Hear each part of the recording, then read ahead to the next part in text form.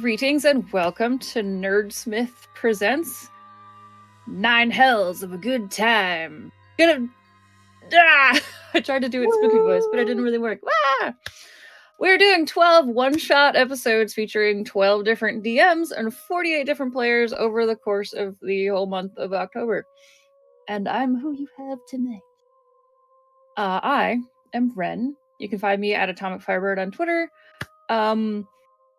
Instagram, Facebook, if you still do that. I got talked into making a TikTok and I've got one whole video there, but don't worry. Gonna let all the players introduce themselves, and then we're gonna talk about why we're here. And then we're gonna play some D&D. So I'm gonna go around in order of the over.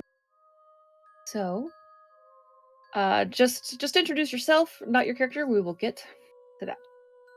Allie. I'm Allie. I know how to keep headphones in my ear.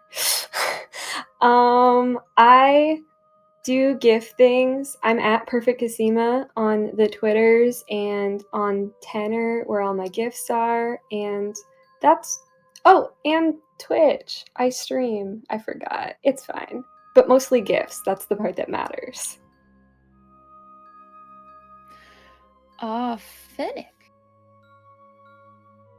Hi, I'm Fennec. I'm the Associate Director here at Nerdsmith. You can find me on a couple of our podcasts and at the Fennec Wolf on just about everything else. Hi folks, you're all possum. And Finch. Hello, I'm Finch. I am Killer Caffeine on Twitter, and you can also find me here on Twitch at The Painted Dragon. I do art streams periodically. There's a schedule, but it's not real. I know that feeling. And Kim. Hello, I am Kim, and you can find me on the Chaotic Goodness podcast as Flossie Lead. And my handle pretty much everywhere is it wine 30 yet? And yes, it is.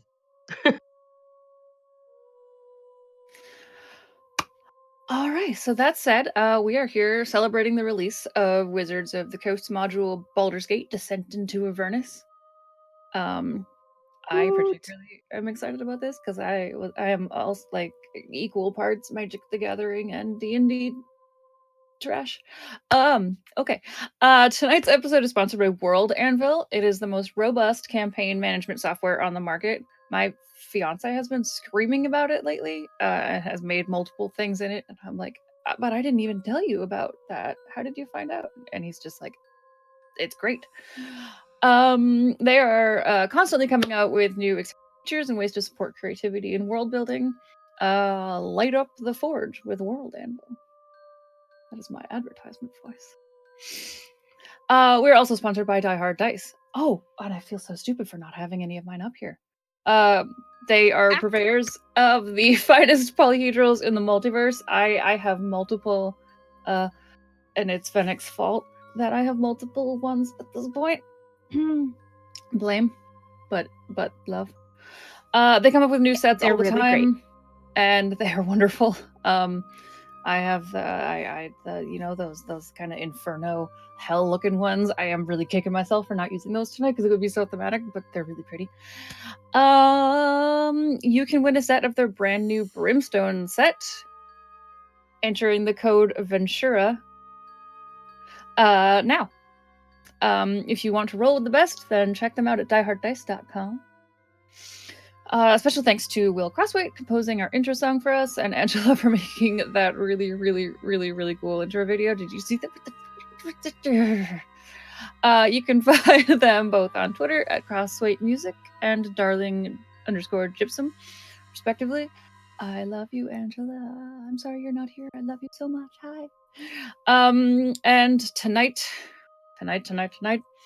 is the 5th standalone episode of this epic one-shot series, 9 Hells of a Good Time, a 12-part exploration of the newest D&D supplement, Baldur's Gate Descent into Avernus. We hope that you'll join us for the ride on all 12 adventures, because they're all in the same place, and we've been talking to others. It's cool. You can catch all the past ones on Twitch VOD or on the Nerdsmith YouTube after they have aired. Tonight's episode is called Pet Detective. Don't let that fool you.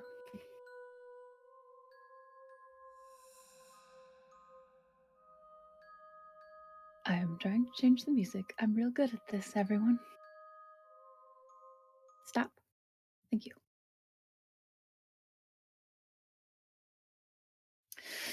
We are going to intro the scene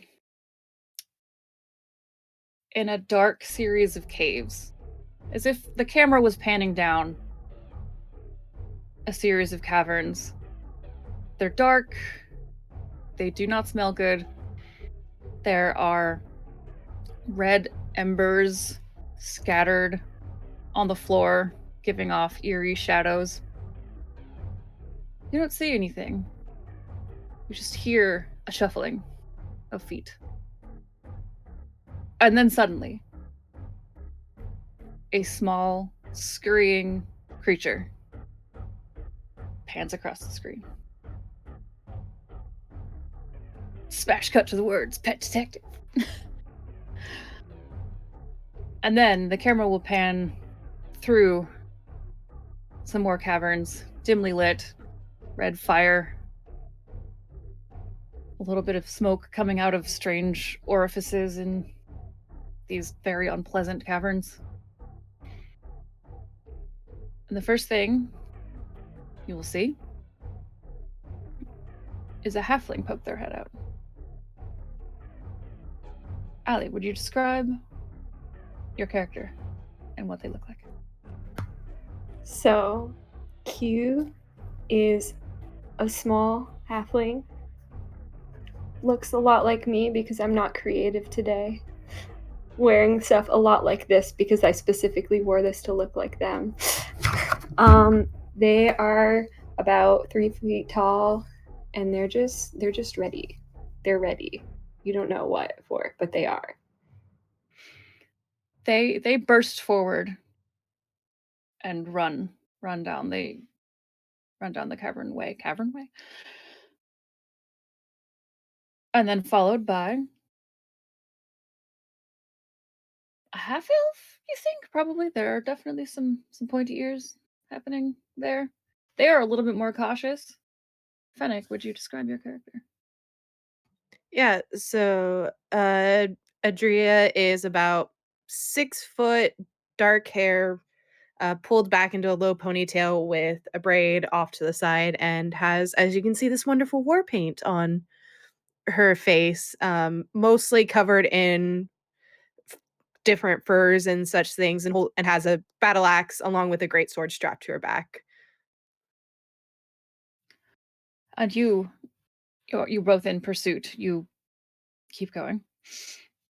And around this bend of this cavern, camera pans down to a dwarf. Finch. Well, Jenna is a rather small but mighty dwarf. She has luxurious black hair that she's got braided and beaded, and a even more luxurious beard that she is well kept. And she's dressed in dark blue coat and some leathers and furs, and she's in hot pursuit of this creature. And the last being to pop out from around this bend looks probably like a human. Kim, would you like to describe? Yes. Um, so I am tall, um, and I have long, dirty blonde hair that's in, various braids, with bits of bone and things like that. You can see there's some silver beads and such as decoration. Um, as, a symbol of all of her glorious winnings. And she's wearing hide armor and has, furs around her shoulders. And she's carrying a great axe and a big heavy shield that has a lot of knocks out of it. And she's not afraid at all. She's just plodding right ahead. So this unlikely group of 4 running down these hell caverns turn another bend. There is a squeak as you all realize you have found a dead end, and there is a small creature that scurries into a hole. And what do you do?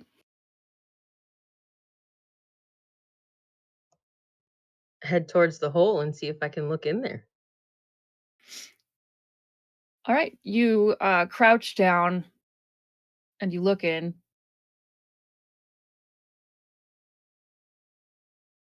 Silence. And then a rat nose pokes out and sniffs. Oh, it's so cute. I just want to pet it. Do you pet it? Does it look nice? It's sniffing.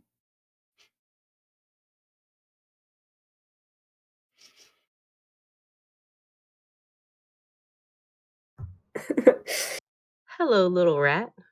What are you And it doing down runs here? away.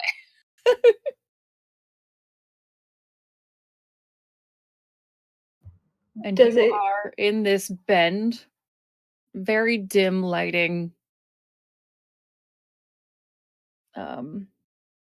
There are pockets of gas that are sort of, poofing out randomly. It's almost as if the walls are alive. You know they're not. It's probably some sort of fungal something, but there's just poofs of gassy, thick air that come out periodically. I like these faces. did it go into the hole or did it run further down the cavern? It went further down into the hole. But once you were at it, you realized it was a rat.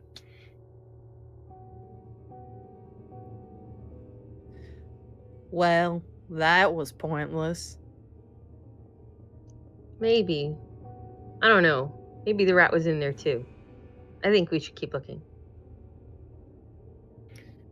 If you turn around, you realize that this part of the bend that you had gone into is there's sort of like this hollowed out section, really only big enough for all 4 of you with a little bit of wiggle room. And the path goes back the way that you came, although you were running so fast because you thought this was your quarry that you weren't paying too much attention to the corridor hallways. If you turn around, you see that the path does go left and right, and you do remember that what is now your left. Do you think we should go back? Or we could bait this area and see if we could catch the rat and find out what it knows. That's an interesting idea. You do Whatever hear y'all decide. a little bit of clanking coming from the path to the right. I wonder what that is. Well, we can go find out. It's better than just waiting and doing nothing. And That's very true. Misha, you hear for a moment just a very, very faint musical tinkling. Hey, did you all hear that? Hear what? What? It was, I don't know, like bells or a chime or I don't even know what. Just this music.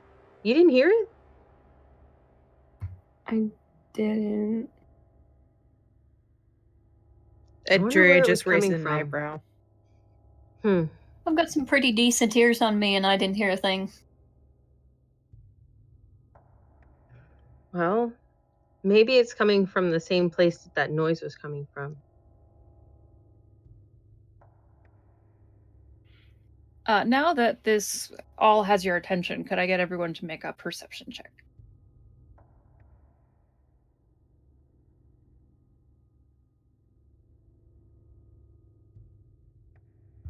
A 5?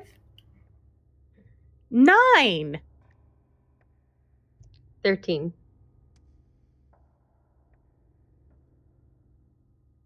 Sorry, you guys cut out there. What was the roll? Perception.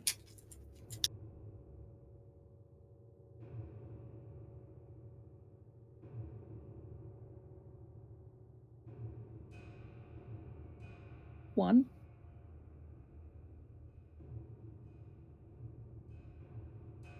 15. Okay. So Jenna, you direct your attention down to this hall, this right side path where you all heard some noise. And you do smell, just for a moment, the faintest whiff of stale popcorn.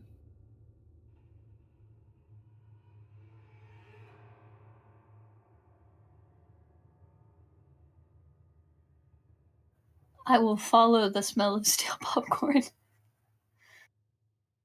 All right, are you all going to go along, or are you just tromping down this path by yourself? Oh, absolutely. There was weird music and the sound of something down there, and yeah, let's go get it. Yeah, I'll follow along. I feel like people are suddenly deciding, but like, it's fine. Is this Adria kind of shrugs and brings up the rear. now? You've all had a lot of misadventures together over the years. Is this the usual sort of stomping order here? They all run off, and you two. Fine. I'm baby, so they don't listen to me. Excellent. Normally, by the time Adria summons up the words, everybody's already moved on, so. So, being a place that all of you are very unfamiliar, you're definitely on edge and keeping an eye out. Um, and there doesn't seem to be any danger in these caverns, um, despite the fact that you're all definitely expecting it. And as you take this path to the right, it does start to widen and widen, and you continue winding down as you see that it eventually widens out into just a massive, massive chamber. Um, it is definitely, definitely very unpleasant. There are overwhelming, slightly rotten smells. That stale popcorn smell is very prevalent. The floor is sticky. There is just debris and garbage everywhere. There are a few piles around that look like just clumps of fabric. You don't see anyone live, but you do see a number of more rats scurrying around, sniffing, um, eating garbage. Adria takes her greatsword off her back and just lightly uses it to poke one of the lumps of leftover cloth just to see what the heck it is or if there's anything under it. It doesn't move, like nothing comes out of it. You lift it up, and it is stripy, sort of like a dirty white and red stripy fabric. It's ripped. It looks like probably somebody discarded it because it was too ripped to use it.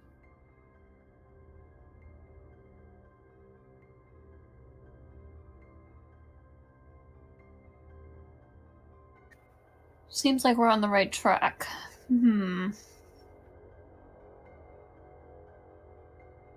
Let's keep going. Yeah. Can I make a perception to see if any of the scurrying creatures are quarry? Sure. I won't make that a very hard call. 4. You look at them. They all have long tails. You don't remember if hamsters have tails? You sit there and you think about that for a minute. So this big, massive chamber. Ooh, I just #Protean.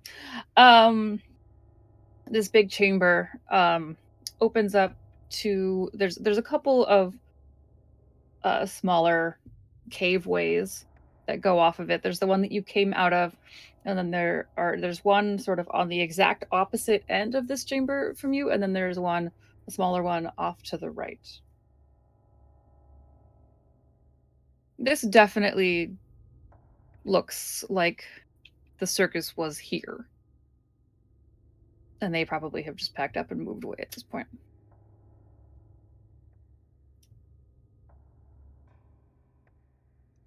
Is there any way to track where they went? Sure. If you want to do either, let's see, either an investigate. Yeah, I mean, anybody who wants to can do an investigate check, just like poking around and looking at the leftover debris, trying to see if you can figure out anything useful.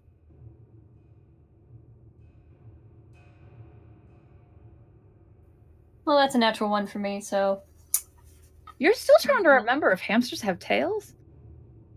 No, I don't know. Whatever works for you. 13.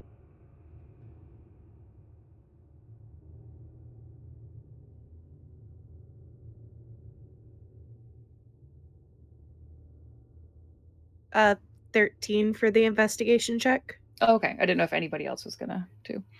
Okay. Okay, so with a 13, you walk around. There was some semblance of an effort to consolidate some of the garbage and food refuse and things into piles, maybe as if they thought somebody would clean it up later. There are a couple sections that you find that do seem to have piles of animal droppings of all types. It doesn't seem to have a consistent. I'm not going to describe poop on stream, but a couple different kinds of animals probably made these piles. And it definitely looks like the multitude of footprints and scuffling continue on in the larger doorway, just exactly across the way. There are some footprints that go off to the right, but it's all just like a lot of feet have traversed this entire thing. Are there still rats scurrying around? Oh yeah, there's a ton of rats. They are just all over having a time with this garbage. So Misha reaches up in the air and traces a rune, and says a word in her native language and casts Speak with Animals to see what she can find from these rats. If there's anything interesting that they've seen, or if they're running from something, or I don't know, if there's any other two legs in the tunnels. Do you walk over to a specific one and start saying hi? In rat? Something like that. More Squeaker. squeaky, yeah, squeaker squeaking. Well, now that you can understand them, you can hear just a lot of little voices around you that are, oh, look, this morsel looks great. Ooh, now this is mine. Rat arguing over trash food. So Why is everyone looking at me? So I get down low near some of the rats and start trying to sort of coax a little information out of them. Have you seen anything else in these tunnels? Are there other people in here? Of course there are. What do you want? Other people. Big 2 legs. More 2 legs? This way? There are a lot of you. They went that way. There are smaller 2 legs that went that way. Which one do you want? Do you have Big food? ones. And a 4 leg like you, but with no tail.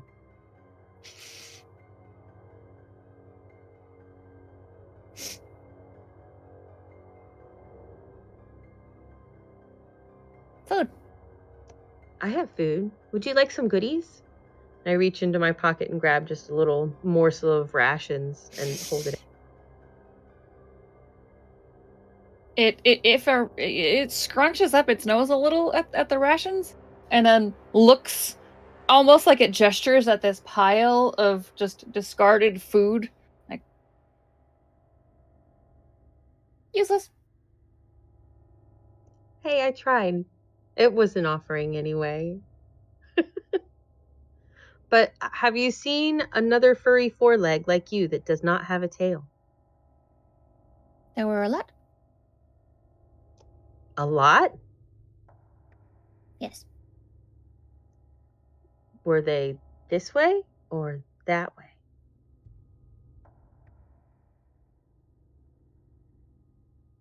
Why?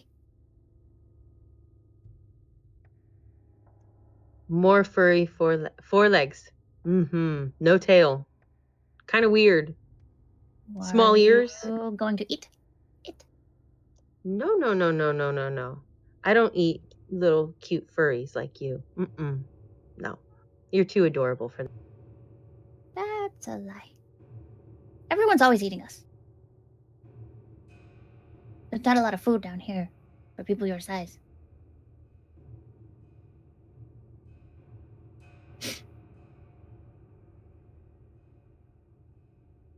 There were some. They had them in boxes. I took them. Not in boxes. That is so wrong. We want to get them out of the boxes. Can you show us the way? Oh. Goodbye. It runs away. And as you notice that they all start running away, actually back down sort of the path that you all came from, you see some lights coming out of the smaller doorway off to your right.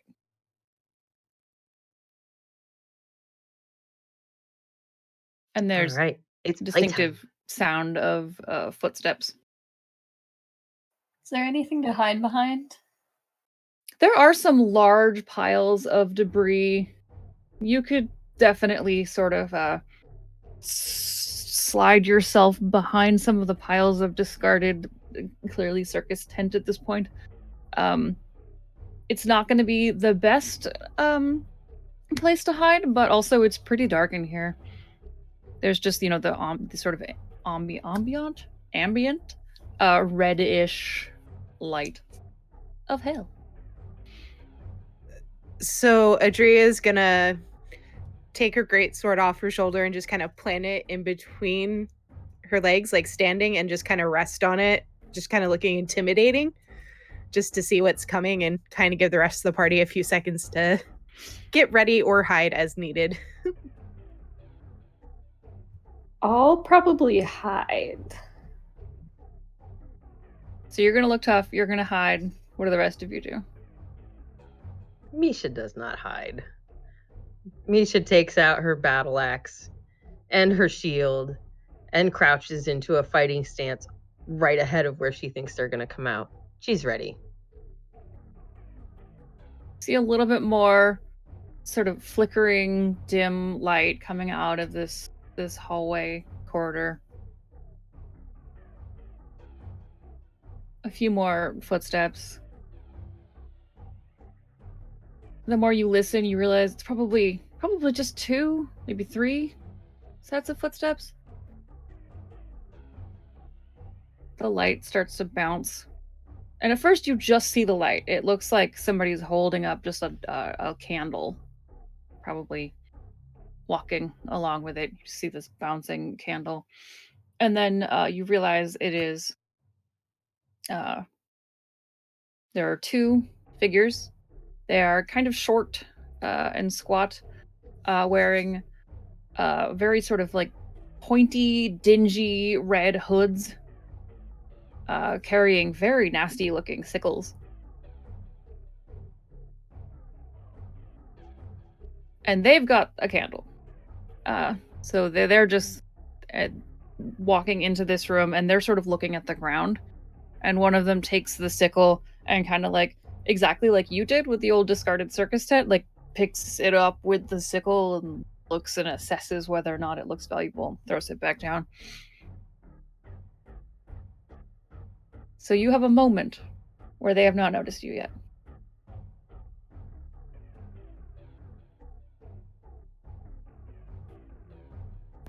I'm gonna stay hidden to see how it goes down so I can be backup that they don't realize is there.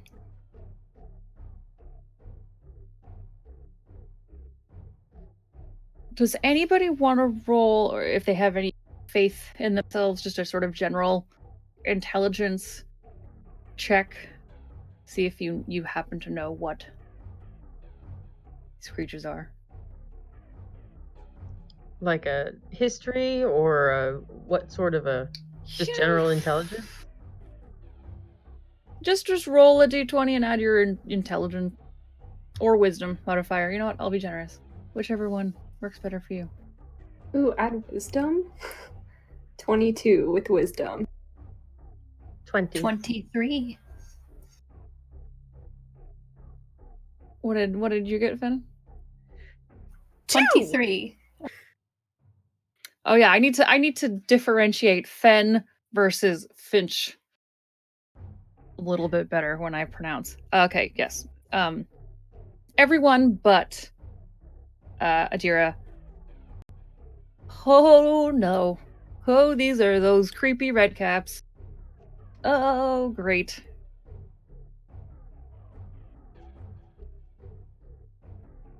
And as you're sitting there thinking about this, the one that doesn't have the candle, that is poking at things with his sickle, does a scan around the room and sees the two of you that are crouched and ready for battle.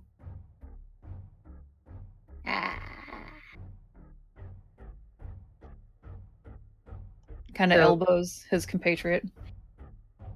Misha spins and regrips her axe. Says, "Boo." Initiative!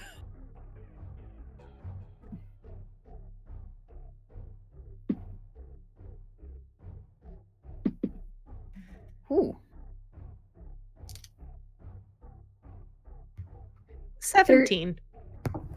13.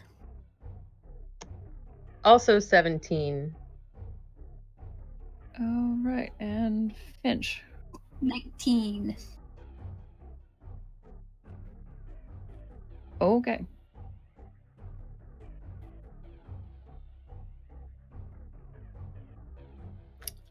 With your 19, Jenna, am I saying that right? I'll move over to using character names. I think that'll work a little better. With your 19, Jenna, you can go first. They are, just to give you a size of the room, they are, at this point, probably about 50 feet from all of you.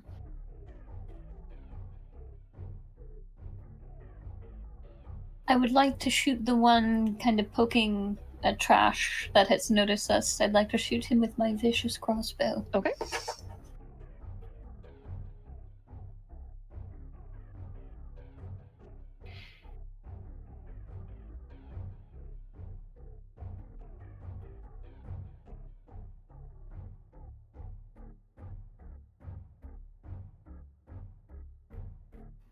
I'm bad at math. What's 17 plus 8? Enough. But also 25. Yes. Yes. You hit him square on, somewhere very important.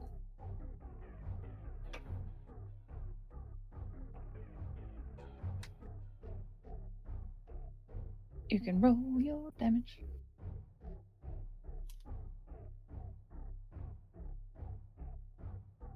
Sorry, I'm digging for a d4.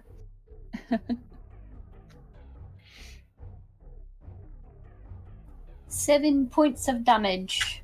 All right. So this was a vicious crossbow, you said? Indeed. All right. It doesn't do anything because it's not a nat 20. Okay. So you take aim at this red cap. You shoot, and it's a vicious little contraption you've got in your hands.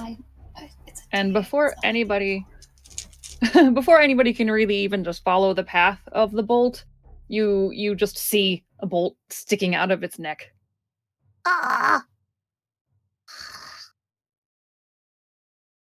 Do you have additional attacks? Well, I rolled the damage wrong for that. It's actually a D8. Oh, okay. Yeah, that seemed a D4 seemed not right. That is a 4, so 1 more point of damage. There's just, an extra little spurt of blood. It just looks at you and just lets out a hiss. No bonus action to use right now. At level 10, you only have 1 attack? Sorry, I have 2 attacks. Okay. I forgot. Well, I'm going to shoot it again with my crossbow. Okay.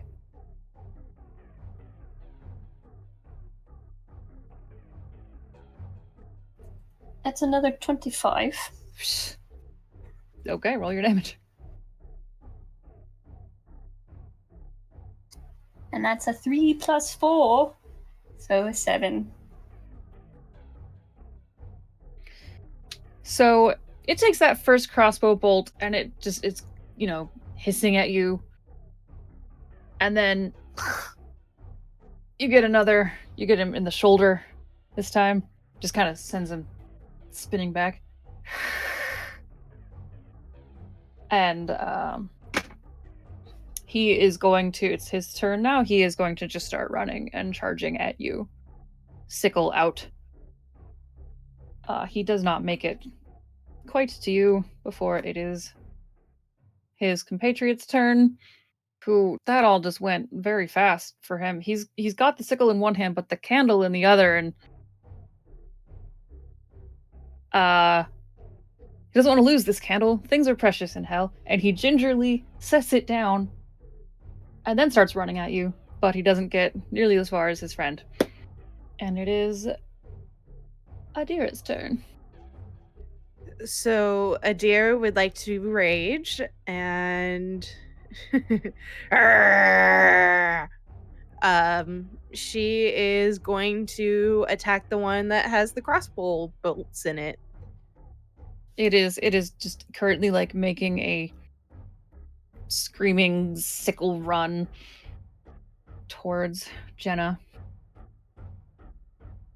And you can close the gap and get to him, no problem. He had started running towards you all. So the first one is 22 to hit. Absolutely.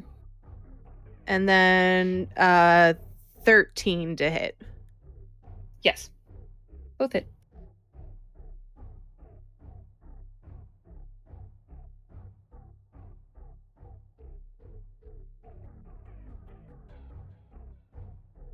I don't think the mic caught everything you were saying. 28 plus 3, 31. Yeah, you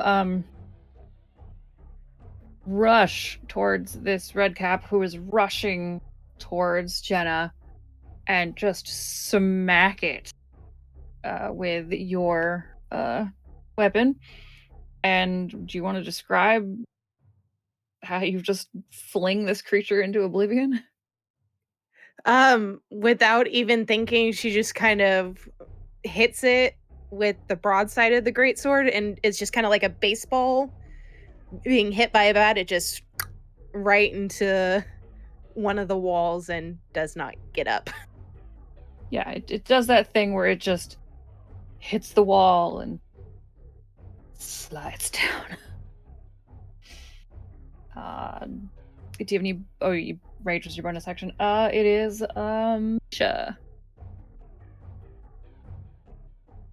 There is about 30 feet from, no, 20 feet from Jenna, a uninjured redcap running toward her. Great.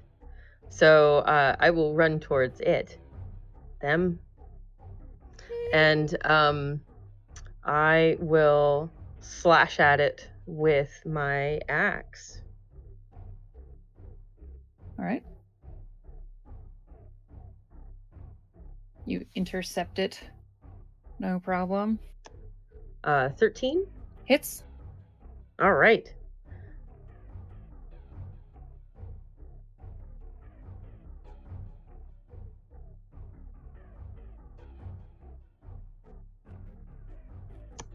Sad damage. That's a 9 for damage. I should not. She's gonna come back around with the backswing to hit it again.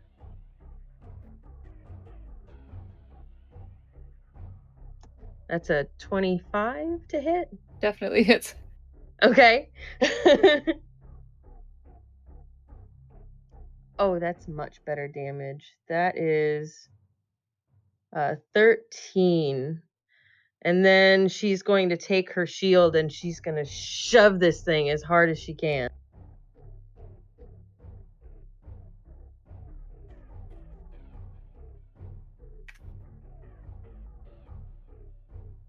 Strength check.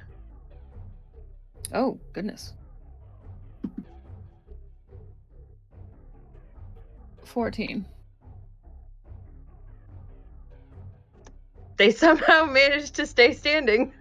They're the momentum of them running towards Jenna, you intercept, and just this battle of inertia, and they hold fast just enough.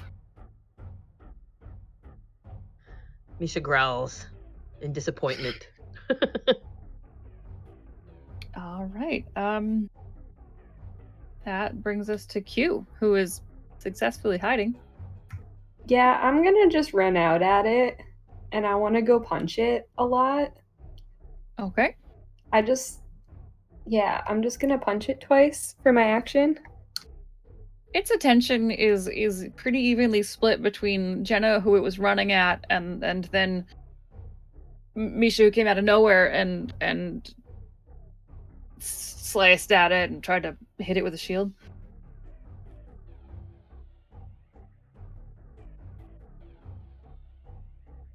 Oh, okay.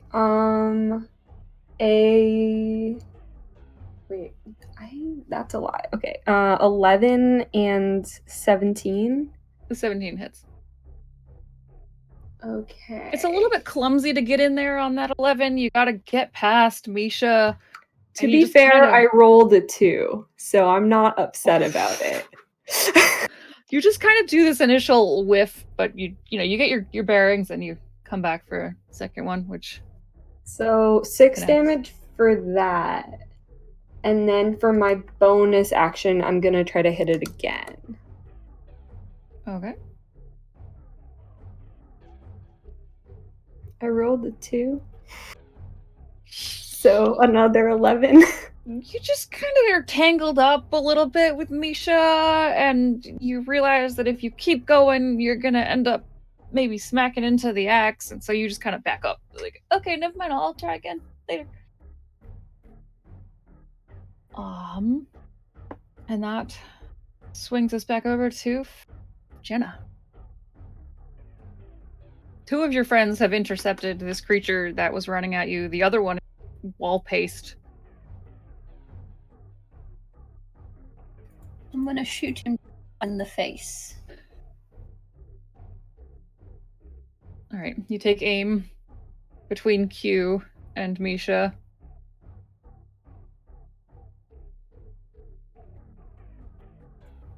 The first one's a 21. The second one is an 11. Keeping The first with the one, theme. first one just squeaks through both of them and just smacks it square in the chest. The 11 glances off of Misha's shield and flings itself away. 10 points of damage.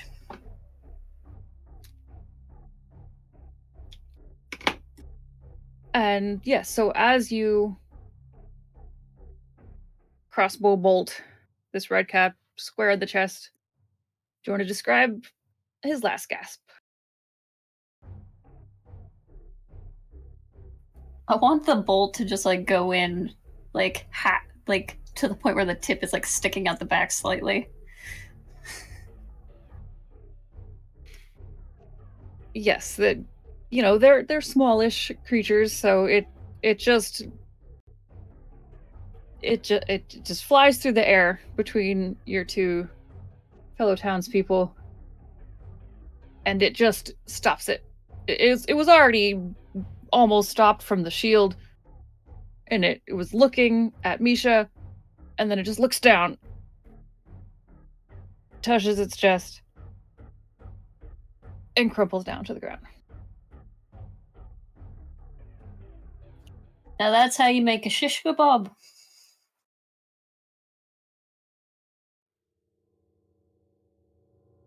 And you hear just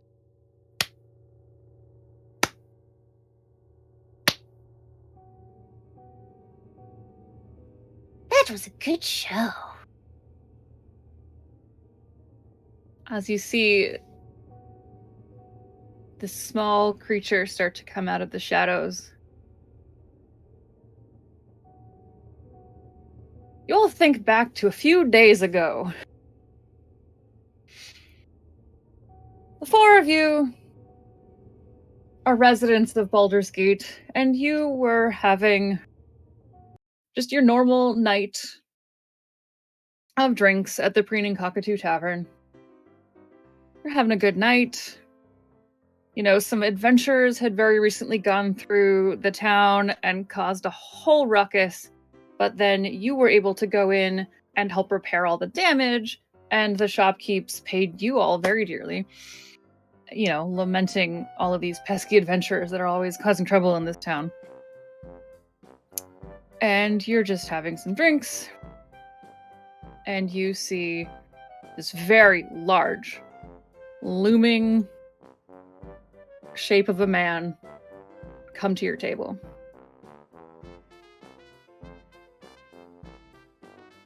I have been watching you. You are very good at what you do.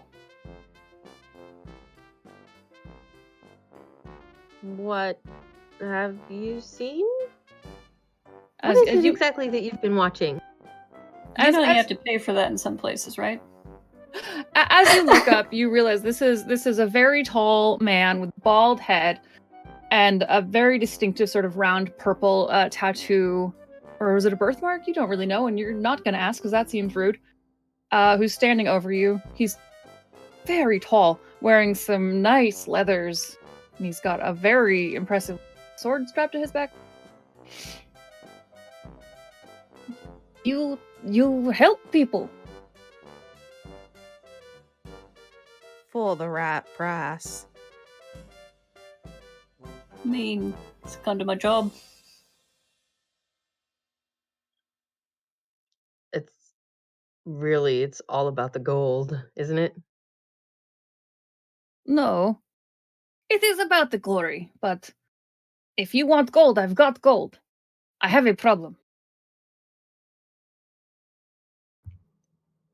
What? What do you need from us? I don't want you to laugh, but I've already gone to all of the adventurers in town, and they're busy with going down into hell for weird reasons that don't make a whole lot of sense to me. I'm Minsk, by the way. I could use good people that do good things. Because I usually just smash and not good with the talking and the subterfuge, and I think that, yes, cool, will you help me? Adira sighs and pushes out the empty chair next to her for them to sit in. You're It too looks- soft. He looks down at the chair, and a big smile just cracks across his face. And he turns the chair around, and he sits in it so that he's like leaning on the back of the chair. Have you seen the posters? Posters? What There's posters? lots Any- of posters. Which poster? Rustles. These posters. And you see a very crude drawing of some small rodent. It says missing on the top of it.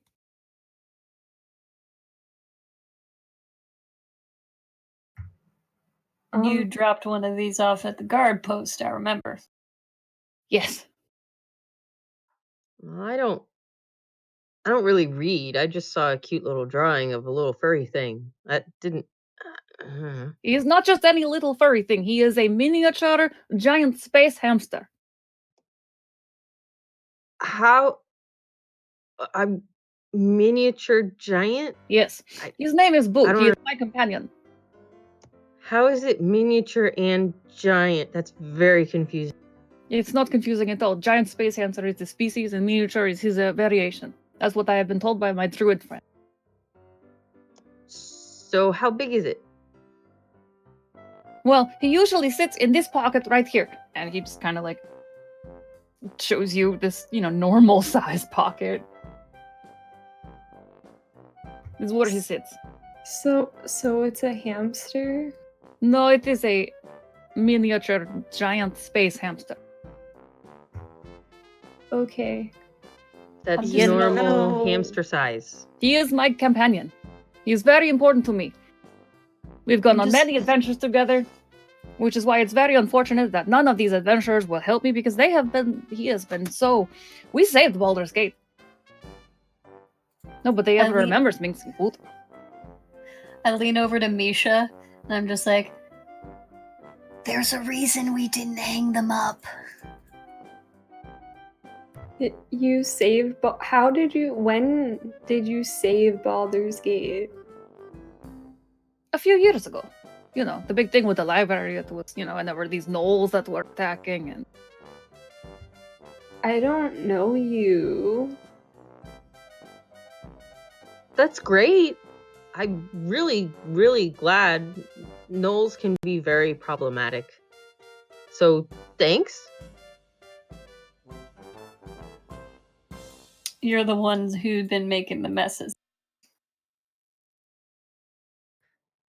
If you're looking for furry companionship, the Whiskered Kitty has a few there. You could maybe help ease your heartbreak. it is not heartbreak because I know where he is. See, we got into a fight. It was about something very stupid. I'm not going to get into it. We got into a fight, and he said he was going to run away and join the circus because there was a circus in town. And then he did. But then the circus disappeared. But I know where it went because I had like I said, my druid friend. I had her cast a scry spell, and it's somewhere dangerous. That but Then But why he's with don't you go get your hamster? And how does a circus disappear? How does that even happen? What do you I mean, like, did the whole thing just go poof? Or did they just leave when you weren't paying attention? Or like how does the circus disappear? I don't actually know. And But I know where it what went. does the circus have to do with your hamster? He joined it, remember? Yes, that one's paying attention. Oh, I've got big ears. okay. That's right. I forgot that part. Wait a minute. Why did the hamster join the circus? It's very 'Cause it got complicated. We have a mad. very complicated relationship, but we are very good battle partners. It's very important. We have more battles upcoming, and I need him back. This whole thing is very It confusing. it Battle seems hamsters and like your disappearing friend circuses doesn't and like you anymore, and so they left. So, to summarize, you want me and my compatriots to find your battle friend. Yes. How much you paying? And a big smile just cracks open on his face. Well, I told you I was the hero of Baldur's Gate. And he just pulls out, and he's a big guy, but compared to him, it's a pretty sizable pouch. And he just sets it down on the table in front of you, and it's very loud. I told you, he's very important to me. I want to like whisper to like whoever's next to me and just be like, I really am tired of saving up money to move out. Can can we I'm that sounds like many. It sounds like many, many, Can I many. slide the bag over to me and see that it's not all like copper pieces slung into one bag? You put out your hand, and he doesn't make any motion to stop you, and you go to pull it towards you, and you have a hard time, but you can pull the edge of it down enough, and you see some gold just start spilling out of the edge of it onto the table. You see there's a few gentlemen in the booth next to you that heard that clunking, that are kind of looking over now, like very interested. A Not deer copper. sees that and glares at those men and growls. "Grr."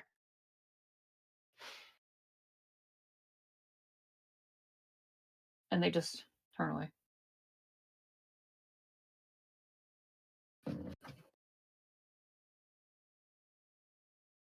So what do you say? Well, when would we go do this? Now? Oh, 5 minutes from now? uh, How much time do you take to get ready? gold. uh, can we have Glory. a little advance on it if we go now? Well, I mean, you can just take it. Okay. I'm sliding that into my bag. I trust Not you. all of it. Come on, sharesies. I've I seen got what the you've done around here. highest carrying capacity. Does it just like slide into your bag of holding, and that's just poof? Oops. Pulled out my earbud. We'll share after. Well, if you're No, ready to I go, my need druid friend has a no, portal open just down the street. Jenna, I need if we're gonna leave now, I need gold now. We'll reach in and just like grab out a handful and just pass it to Q. Thank you. Adira sighs and puts down a gold piece on the table to cover their drinks and starts to get up. Oh, Good. Let's I go. need to And he go stands home. up, and he just starts running out to the door. Come. We'll hold the portal for you. Okay. I need to run home first. Adira just lightly pats Q on top of their head. I wanna run home, and then I wasn't supposed to work the next day, and so I was supposed to babysit the next day. So I want to give my parents money for a babysitter for the next day. Allie, that's so wholesome. I live Well- with them. I'm an adult. They're gonna kick me out. Like I don't pay rent. I need to babysit, and then I can't just leave my little brother. Like someone needs to babysit. You're local, so your house is just right there. You rush in. your parents are, getting dinner ready, and you explain as much as you're going to explain. They look very confused. You hand them the money. They look confused still, but uh, all right, dear. What do are you going to? Are you going with your friends? Yeah. All right. Well, make sure you Oh, stand behind if the it big one. if I'm not back like super soon, if I'm not back in like I don't know how long it's gonna take. If I'm not back in like the next couple days, can you like tell my boss that I'm not gonna be in for my shift because I don't want to get in trouble? Yes, this is all very, very confusing, darling. Uh, all right. Just the one with the shield. Just stand behind that one, please. I mean, sure. Good, good. Because you're so slight. You, you know. I'm fat. You know I can hold my own. I've always held my own. Yes, with your very strong friends. But no, but even before, like no one it's fine. Like I just it's not I I don't want to no, I'm not going to bring it up. It's okay. I'm going to go. Bye. Well, stay safe. And here the your mom sort of tosses you like a water skin. I grab it and then just like take off. And do you want your vitamin? No, all right. It's full of apple juice. Cannon. Yes, it's full of apple juice. And you get back to your friends. It is not hard to figure out where they are. The big tall man with the bald head is standing next to um, a human wearing an orange robe who is holding this portal open, and there's like smoke coming out of the portal, and he just points at it. You have to go through there. That is where the circus went, though. Yeah, ended up. Ooh, spooky. It is spooky. Are you going to be like here when we get your hamster? Well, yes, I'll probably be near the library or somewhere else very important because I have to go, with the adventurers. I have a meeting, uh, saving the town and all. Goodbye. The portal starts to close, and the very harried looking woman with the orange robe. Are you going or not? Yeah, of course. Yeah. So, All right, I hope you have food. Reluctantly. Go through. yeah, pop through. Deer turns to the woman. Thank you. And right before Q pops through, you see the woman just turn back to Minx. Why are you sending them to hell again? You pop through, and the portal ends. Did she just say hell? And you are just hit with heat and stench of. You know how sometimes things just smell hot? It smells hot, and it smells like death, but not fresh death, like dusty death.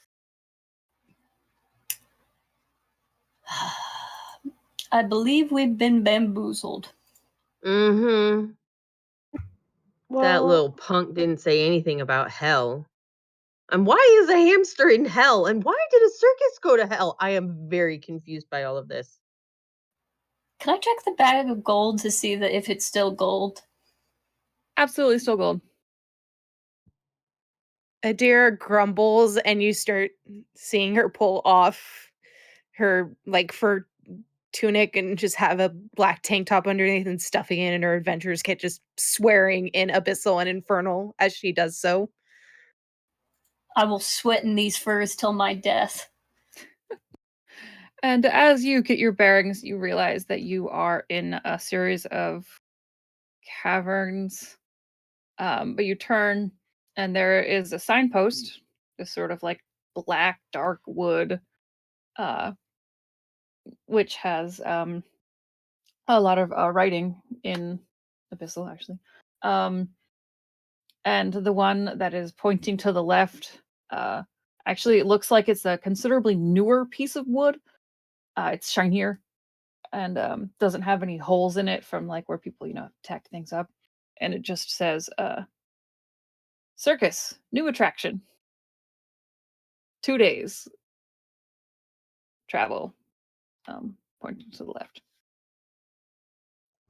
Oh, Can I'm anybody really read that glad I scratch? told my mom.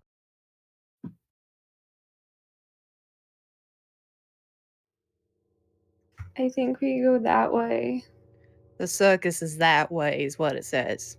2 days walk. Is that what all that scratch says? Huh. Well, no, that one says torture chamber, 5 days journey. Then there's sulfur pits, which is a day and a half, and it's just anyway. Circus. Circus. Yeah. That sounds better than the rest of that stuff. All right. Let's go kill some stuff and find a hamster. All right. Here we go.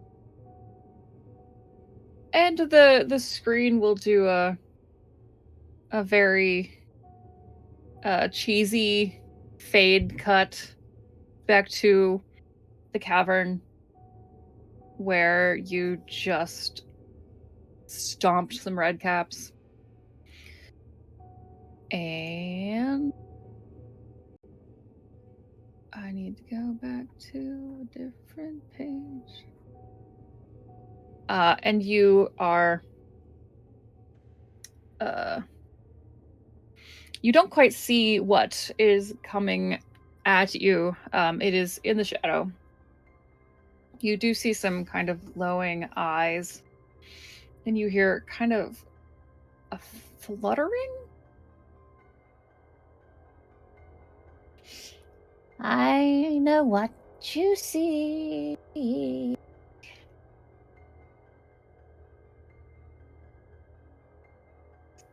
Who are you? why not tell us? Why don't I you come out like of there? you. Not everyone has the audacity to sass me back. Who are you? Out of the shadow is a little red imp with horns and a basket. Hello there.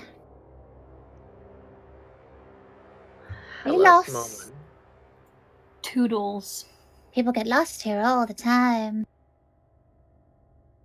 I help them find their way. Maybe. How do you know? Will you help us? Maybe.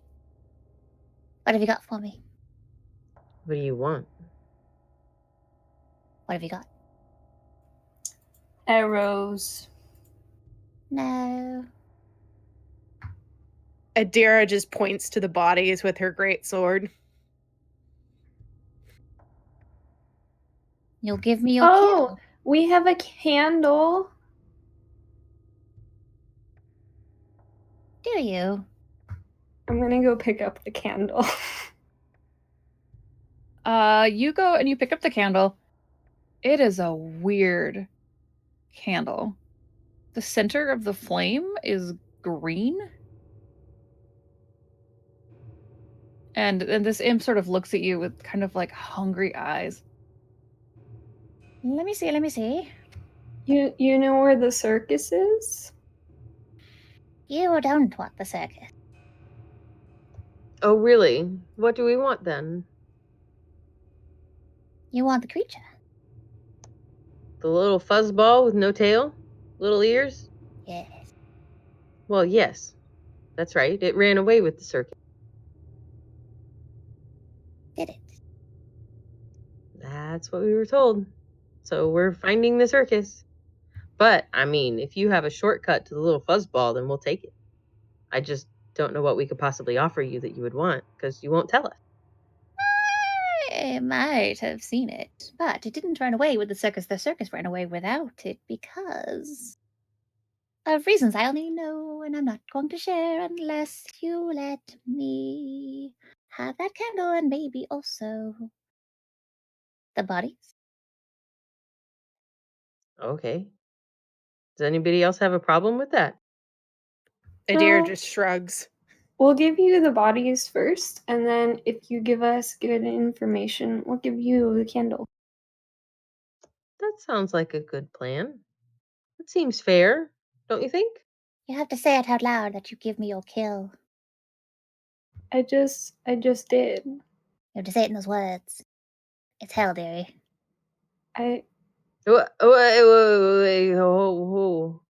Can I maybe roll for some sort of knowledge about what terrible thing will happen if we say those words? Yes. um gosh, I don't even knowledge. Blah. Have you read a lot about hell? Has Misha done a lot of Misha research? can't read. Do you have, say, a cleric friend that you have swapped stories with many times? as Here in Baldur, well, not here. Here is hell, but back there on the other side of the portal in Baldur's Gate, Yeah, cousin cleric-y face. Yeah, roll a religion check. sure. Cousiny Mick cleric Yes. of the Seahawk clerics. as a person very relatively willing to do what they say, can I also roll for this to see Yeah. if I know anything? 16. 16 religion? Yes. 13. You, um, Q, don't think there's any reason why it would be bad. That doesn't seem to that you don't doesn't make much sense. But Misha, you know it's not a religion thing. You you can do whatever. I mean, you know that probably down here there's a good chance that they might have some currency on them that are very specific to this realm. Like when they're trying to phrase when their spirits leave the mortal it's hell. It's a lot of weird stuff. Um you do suspect that probably it is more an imp thing or a fae thing or something that if you're going to get this special currency, you probably have to sort of transfer ownership of it in some capacity. You don't think anything dangerous is going to happen to you for going through the bodies. You do think that it's more for the imp. Okay. You know, He has this hungry look, like when he first looked at the candle. Yeah, if you're thinking about it and not saying anything, I'm totally just gonna say it. yeah, Q, I don't know. I It doesn't definitely sound like a deal. It just sounds like our new imp friend really just wants the body. Okay, cool. I gave you my kill. And he just descends upon the body and starts ruffling through its pockets. And it pulls out this very heavy looking black coin. It kind of like bites it, sticks it in its pocket. All right. Where were we? You're gonna tell us about the hamster? Oh, yes. Yeah, help us find the little fuzzy thing. Hamster, you say? Hamster, hamster. I might have seen a hamster.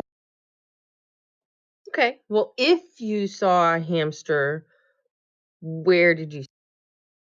In the circus. At first. And then, second? It's not a regular hamster, I don't think. It got some attention. Attention? Attention. Okay. Can you describe the attention? Oh, how do you describe her? She is resplendent and dangerous, and has threatened to torture me more than once. Does she have a name? Oh, I'll write it down for you. Are you afraid to say her name? Oh, she'll know. Maybe we can protect you from being tortured, at least while we're here? You are not powerful enough. I'm sorry, dearie. We could try at least. Where does she take you to torture you? Oh, she doesn't. She's just threatened. But I know she Oh. could do a good job. Cool. Some people pay extra for that, I've heard. Don't kink shame. Does I anybody ain't have something shaming. to write on? Adira kicks the floor to see if there's like dirt to write in.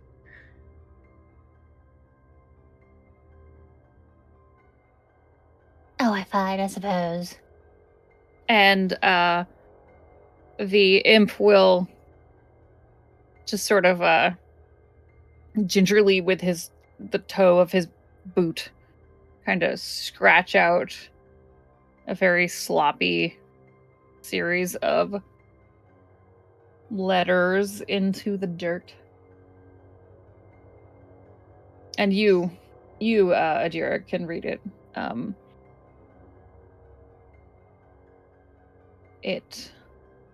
He's still going. It's like you've got her resplendence, and you just Oh, I don't know if I should write. You want the candle, then you're right. Yeah, I kind of like the candle, so if you don't want it, that's okay. I mean, especially if this horrible person has the hamster. I mean, we do need the hamster. he reaches out and just snatches the candle, and with the tip of his boot, he writes. He actually switches to common, which is weird. But you all see G E. Ren forgot how to spell the character's name. It spells Georgina. How do you spell? Oh, an O and then an R. Yeah. Misha doesn't know. Oh, right. And then he looks to see if you've all sort of like taken it in, and then he kicks it all over. So it's gone. You saw it. I did the thing. I got the candle. You did. Yeah. You did very well. You were very brave. Very brave. I honor you in battle. No, don't say that. Don't say that. Don't say that. Don't say that. I'm not brave. I'm not brave. He just like says this to the cave. Do you know where to find her? Yes, of course. And she's got the hamster. Yes. She took it. Do you know why? I don't know. I wasn't watching that part. I was watching the very interesting lady with the group before that had they were from your town. And they caused some mischief. They're not here anymore. But then Where when I did they turned go? back, she had your hamster.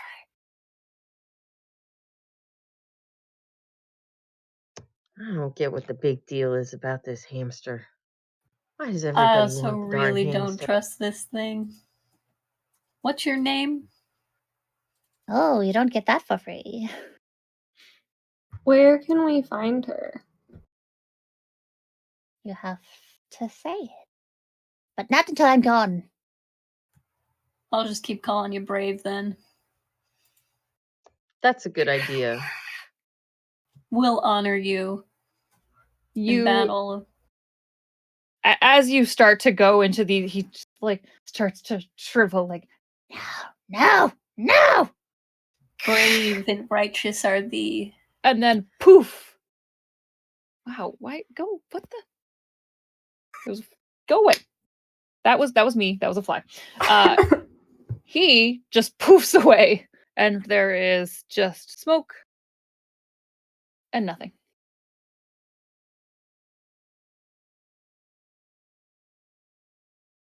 That was really weird. I just gotta say, I don't understand this hamster. What the heck is with the hamster? Can I use the edge of my bow to write the red imp with boots, hearts, Georgina in the sand? Absolutely. You think maybe the hamster's good eating? It's What like happened to the hamster? real small. Don't do that. It's very small. I'm thinking it's been rabbits miniaturized by a spell, are. and it's actually a giant hamster, and everybody's completely clueless to that, but who knows? If you're really hungry, just eat a rat. You hear like a furtive squeak from off in the distance. If you're Their hungry ribs and you are know too it, eat a small. rat.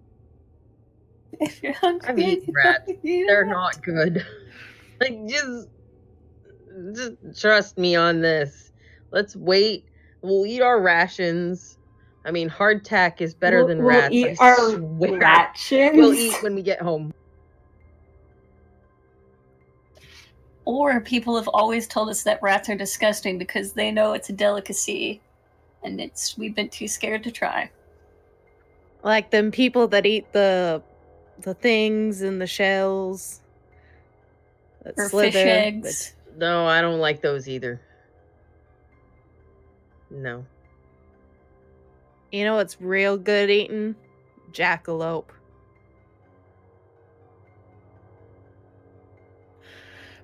This is probably a usual conversation that you get into, you know, what is appropriate to eat and what is not. There have probably been times when you have dared the others to eat things that did not turn out well.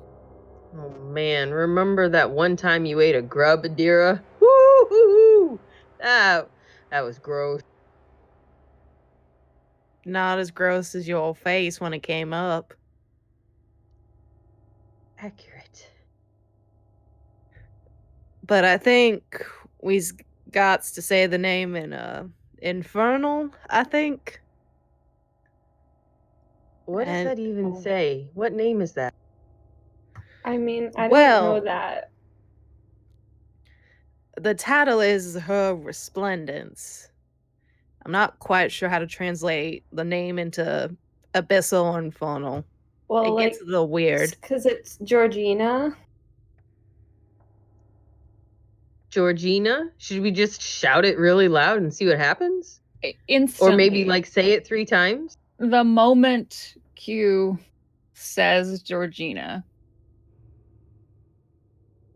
the entire cavern is gone. It just dissolves away. And you find yourselves in it. You're suddenly struck by how cold it is. But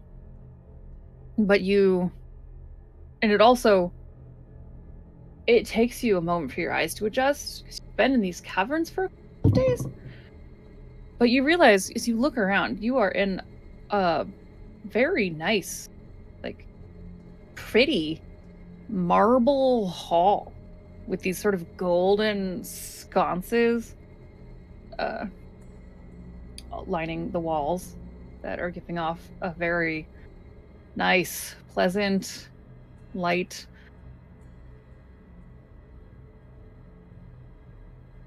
And this room is empty other than the sconces and the four of you. There are a couple of chairs at the very far end of this hall. You see, they are like a red velvet, and there are four of them.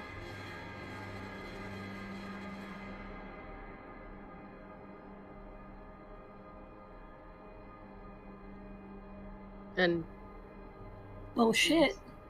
anyone in the chairs? Nope, they're empty. I'm gonna go check them out.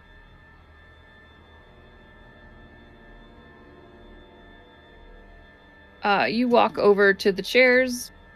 They're empty. They look very squishy. I'll sit on one, the one that looks the most cozy. But like, sit sideways with my legs over the arm of one and my back the other way, and just kind of stretch out. Yeah, the moment you sit into this chair, you hear just a very soft but loud voice with no body sort of come out of nowhere. We will be with you momentarily. Please take a seat. Thank you Oh, that's very much. nice. Wow, what a very polite room in hell. This is so weird, you guys. Anyone else find that a little bit perturbing? Yes. I just want the damn hamster. Little bit. Not gonna lie. So, wait, is the hamster damned because it's in hell, or is it just a damn hamster? Well, I mean, if the hamster's damned because it's in hell, doesn't that mean that we are also damned because we're in hell? And I, You hear kind of like a bell tinkle. If everyone would take their seats, please. wait a minute. I think the weird voice wants us all to sit in a chair.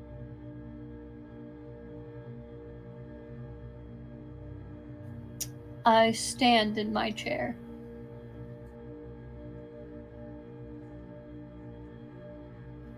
Ain't Yeah. nobody's disembodied voice telling me what to do. I'll hop up into a chair.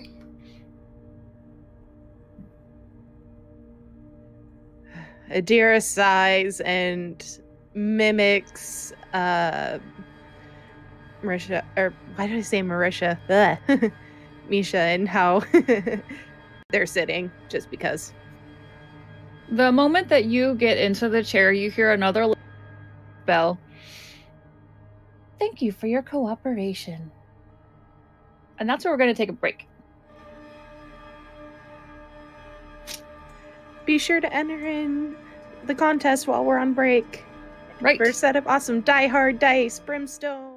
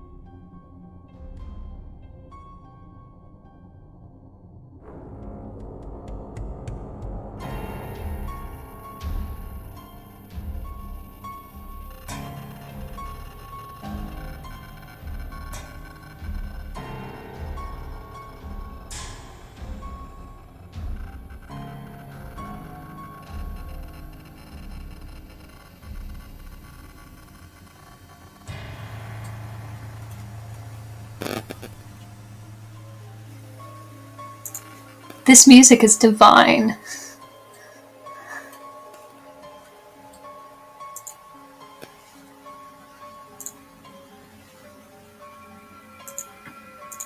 Oh. Wait. Yep, let me fix that.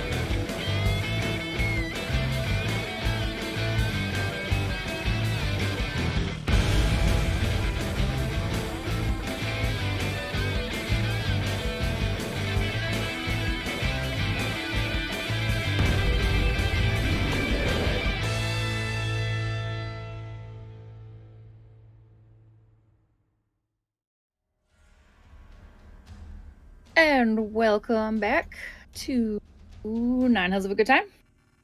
Episode 5, Pet Detectives. I hope by now you are not too disappointed that none of us are Jim Carrey. But you know, we're in hell, so that's fun.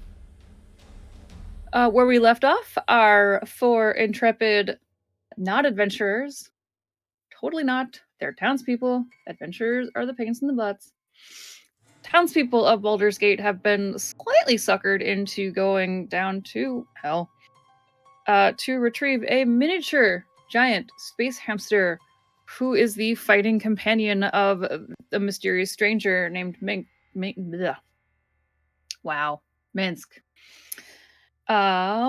They got to a cavern where a circus may have previously been, but it is gone now. They fought some redcaps. They met an imp who was probably the more fun character I've ever played ever. And now they are in a very strange waiting room with 4 plush velvet chairs.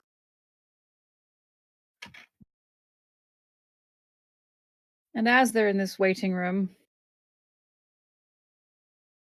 there's a very slight tinkling of gentle bells. Other than that, it's silent. Thank you for your continued patience.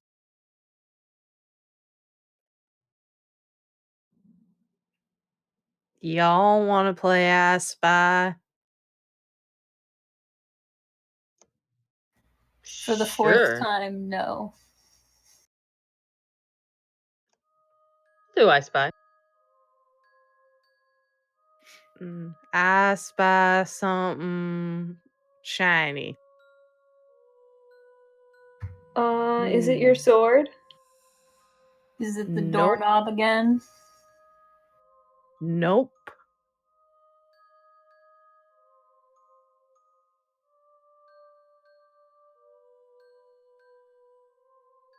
Is it the chair?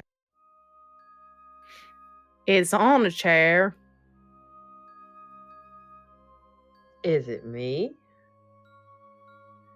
No, I believe that word would be sexy.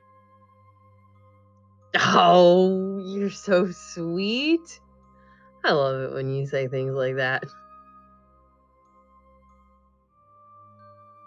I spy some sexual tension. You hear this just floating voice. Oh, keep going. You're all adorable. Hello, strange voice from nowhere. And as you say from nowhere, you see right beside you, just came out of nowhere. Very heavily made up woman, feminine figure with horns. And the first thing you notice is just black lipstick, just so much. And then a very slinky, you think is the right word? Like black beaded gown. And it's just a lot of very fluid movement. And then just flashy jewelry and the sort of nail polish with finely tapered nails that look like they could probably stab somebody. You are so interesting. How do you do anything with all those nails? Carefully. Well, that makes sense. I don't know if I could fight with all that. I mean, it might get in the way of my act. There are a lot of ways one can fight. In Abyssal, Adir is gonna say, Her Resplendence Georgina, I presume? Don't you know your manners? Why, yes. And she stands up to her full height. She was kind of like looking at you all creepy in the chair. And she stands in front of you. She's definitely some sort of devil creature. Sort of, you think she probably has red skin, but she's definitely powdered herself like the fancy wig folks in French Revolutionary time, just like excessive amounts of powder that kind of make her take on a little bit of a pink hue. And there is a very absurd beauty mark that has been drawn on, and the black lipstick.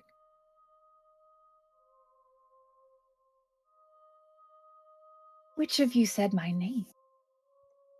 I think most of us, honestly. I mean, I don't remember who said it first, but I just wrote I it. mean, true. We heard that. So we're looking for this cute little fuzzy hamster, and we heard that maybe you had seen it. So we wanted to just, come and visit you and see if maybe you had the hamster we were looking for. So you didn't come here to visit me, you came here to...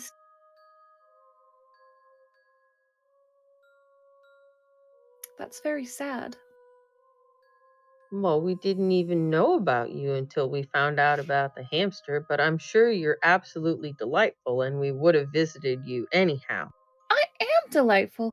How dare you Say that you're delightful? say that you've never heard of me? Well, I mean, we don't live here, so it's just not part of our normal, boring, everyday lives. Surely you're more exciting than we. And people don't really say your name a lot.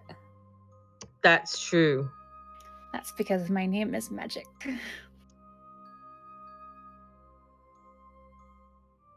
Magic. Oh, well, that's very interesting. Definitely. Try it. You can say it again if you want. Georgina? You pop out of the chair and you poof back in the center of the room where you had previously poofed. Ooh, I want to do it. Georgina. You also pop out of the chair and pop into. This room is I feel different. like that would Very make it different. really, really hard to talk to you. If you say it the way the very polite one. Oh.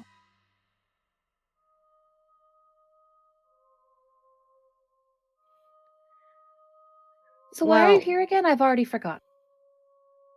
The hamster. Well, I mean, at this point, it's to visit with you and see if we can find our hamster. My hamster, you mean? And it's not a hamster. Oh. Well, but there was this person who with the space thing and the miniature, and it was very confusing, but the word was hamster, but maybe you know more about this thing? I know what he thinks it is. So it's not a hamster? It could be. I don't know. What Mhm. are you? And you realize there's a pocket very similar to what Minx had. And you see a little nose pop out. Oh, is that the cute little fuzzy thing? It's really sweet. He's very nice. Aren't you? Aren't you very nice? It's very nice. It pales, however, in comparison to your resplendence, I milady. do so love that word.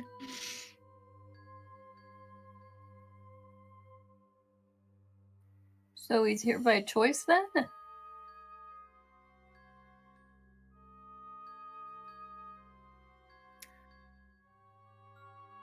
What? Well, I mean, can you talk to the hamster? I mean, I know you said it's not a hamster, but if we could maybe use that word just to keep it simple because this is all really confusing. Wait, does it So have if a you could name? talk to the hamster, would it say that Boo. it was here because it wanted to be? Boo is a terrible name. I'm thinking up a new one.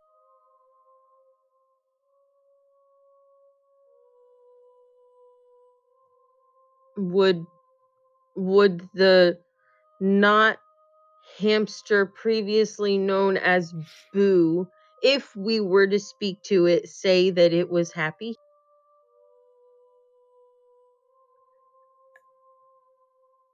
Is happiness really that important down here? If you're too happy and you're too nice, bad things happen. Well, I mean, is the can we give this thing a name because it's too many words to describe it, honestly. Is it okay just for now if I say As long as you're It's the not hamster previously known as Prince. I mean, Boo. right, that. It's just a lot of Prince is a lovely name. I'm going to call you Prince. I do have royal aspirations. as everyone should. Yes. You definitely And do look certainly like royalty. resplendent royalty. I try very hard. Would You're- you maybe mind if I had a conversation with the resplendent prince?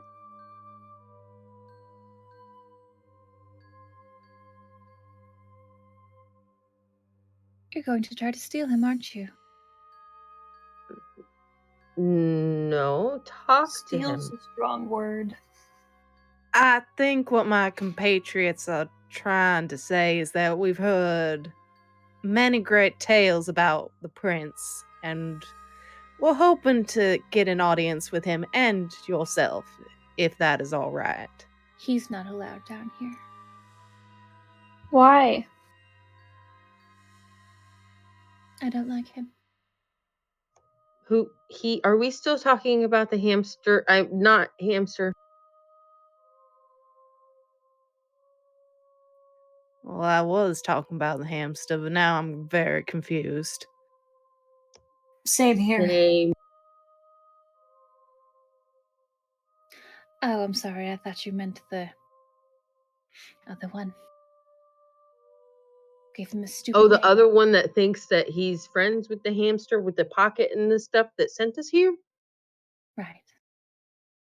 Oh, no, we were just talking about the hamster. We just wanted to talk to him, the resplendent prince.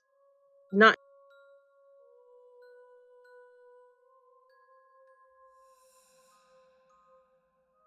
I suppose it can't hurt. I mean, you can't leave this place until I want you to. You are endlessly magnanimous. You're resplendent. And she just kind of like unceremoniously like pops him out of the pocket. I don't have a good prop for this. I have a stuffed pig here. It's beautiful. And she just kind of tosses it at you. Can you roll a dexterity save? I will try to roll really well because I don't want to drop the cute not hamster.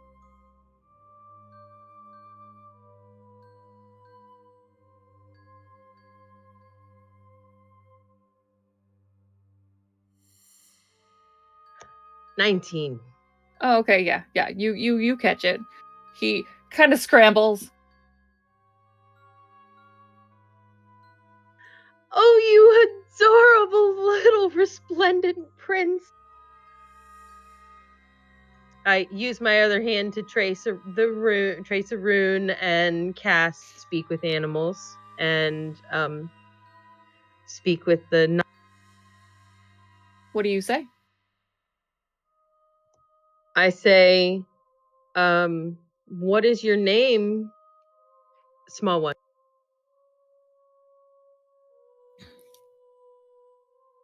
Sorry, I need a glass of water. Squeak, squeaker, squeaking. No, that's squirrel. Remember, you gotta do a different accent for a hamster. Sorry. I I am Boo. You are Boo? Boo is me. Oh, Boo, we are so happy to see you. We've been looking for. Why? Because your friend whose pocket that you used to live in thinks that you are lost and he misses Well, how much does he miss me? you. Enough to send us here to try to find you. I think that's a lot. But he didn't come himself. I don't think he could. He had to find strong two legs to come find you. He's not as strong as we are.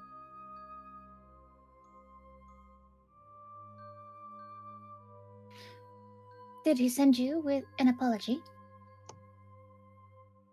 Yes, a lot of apologies.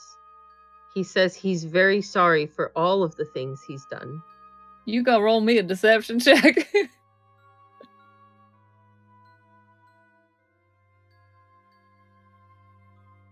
I'm just imagining us sitting here, like, watching them just, like, squeak at each other and being like, what? Squeak, squeak. There's like a little bit of like hand motion stuff that needs to happen too. Like you gotta pretend you have whiskers and you're like. Adira just- says, I spy. God. 15.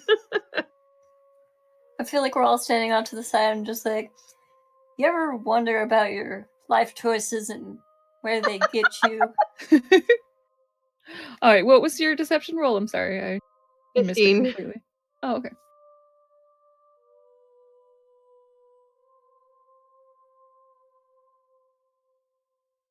How many times did he apologize? Do you remember how many apologies, y'all? I think there were at least 6 or 7, right? Right? At least. Lots, Zip, right? zero, zilch, and a bag of gold. I think maybe you weren't listening. There were lots of apologies. Was I right? Did his friend get mad and leave him? That's what it sounded like. Well, but the friend with the pocket that sent us searching definitely said that they were sorry, didn't they? Oh, well, yeah, of course. Adira at least picks up what Misha again, is saying. like, is it? I don't know about this, y'all. Well, Well, I Adira's mean, you weren't there elbows for down. most of the conversation, so. But still, you see, Boo, your pocket person misses you.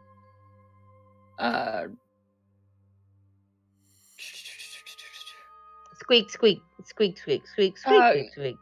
Q, you definitely notice that when each of you talks, it turns its head and looks at the person who's talking. And then it turns and looks back at Misha. I mean, like, so were you like? I'm just gonna like talk to it. I'm just be like, well, it turns and looks at you. You just didn't want to be with your friend anymore, so you joined the circus. Squeak, squeak, squeak, squeak, squeak, squeak, squeak, squeak, squeak, squeak, squeak, squeak. He turns to you, Misha, and kind of like patiently lets you do the thing. But it definitely seems like you may have interrupted, like it was about to apply. Oh, I'm so sorry, Boo. I'm sorry. I thought you needed a translator. I was just trying to help. Gosh, if it could smile. I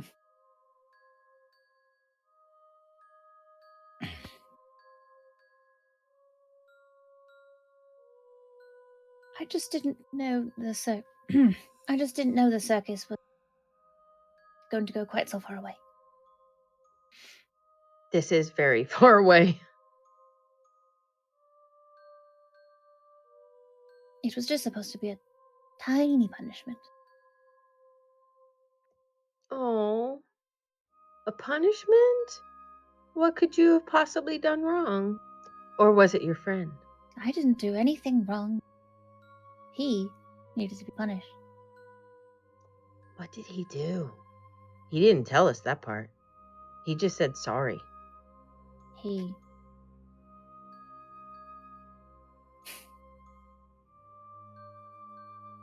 steals all the glory. All the glory from you? A glory stealer? Whenever I understand anyone the tells the apology now. stories about us, it's always Minx and Boo. I think I should go first sometimes. That's understandable. You are so very fluffy and resplendent. Prince Boo, not hamster. Why are you not a hamster? Are you something else? If hamsters could smile, you feel like there would have been just like a little crack of a smile. He puffs up his little cheek holder things. Yeah, little cheek puff, boop. That was not as flattering as I thought it would be.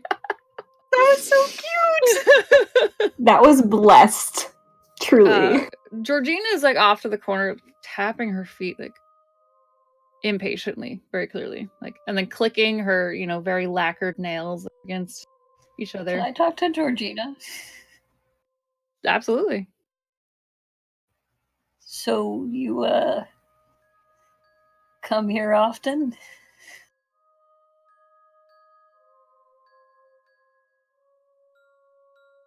I'll let you start that over if you want to say something different. I'm smooth like chunky milk. But seriously, they've been talking to a hamster for like an hour now, and I'm really bored. Spa is still open. She just looks at Jenna like she has no idea how to process somebody like you. Like, you can almost see the machinations in her head. I'm not even gonna make your insight. She's just like wasn't processed. contemplating whether or not like the approach with you should be, treat you like an underling, flirty. She's just sitting there like, I don't know how. I don't know how to this one. Chunky milk? Do you have milk? A delicacy where you're from? No, it is a significant not delicacy. One might call it a not delicacy. What I thought. Are you about done with my companion?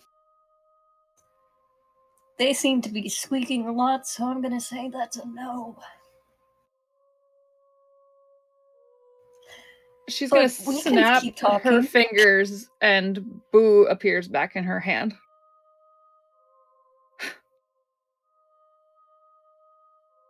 I'm not sure if I'm going to regret this, but sure, we can keep talking. We were having a very serious conversation. So were we. Wait, but you said that it was hard to be happy here, so you're not happy here?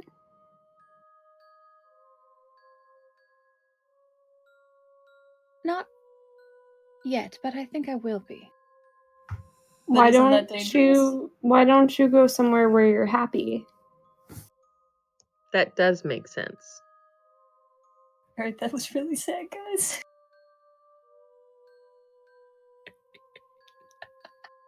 Got me right in the feels. You just broke the Our party is smooth like chunky milk. Yes. In some places Squeak, it's called squeak, cottage squeaking. cheese. Q isn't gonna move away from their home. They're happy there. They're gonna go other places, but why would they go somewhere where why would they be somewhere where they're not happy? Have you ever thought about traveling? So you see, this all happens very quickly. She's holding Boo, and she's still trying to figure out the chunky milk thing. And you are laying all of this very sound logic on her. And the whole, everything she's presenting just kind of... Stop. Just kind of drops for a minute. Oh.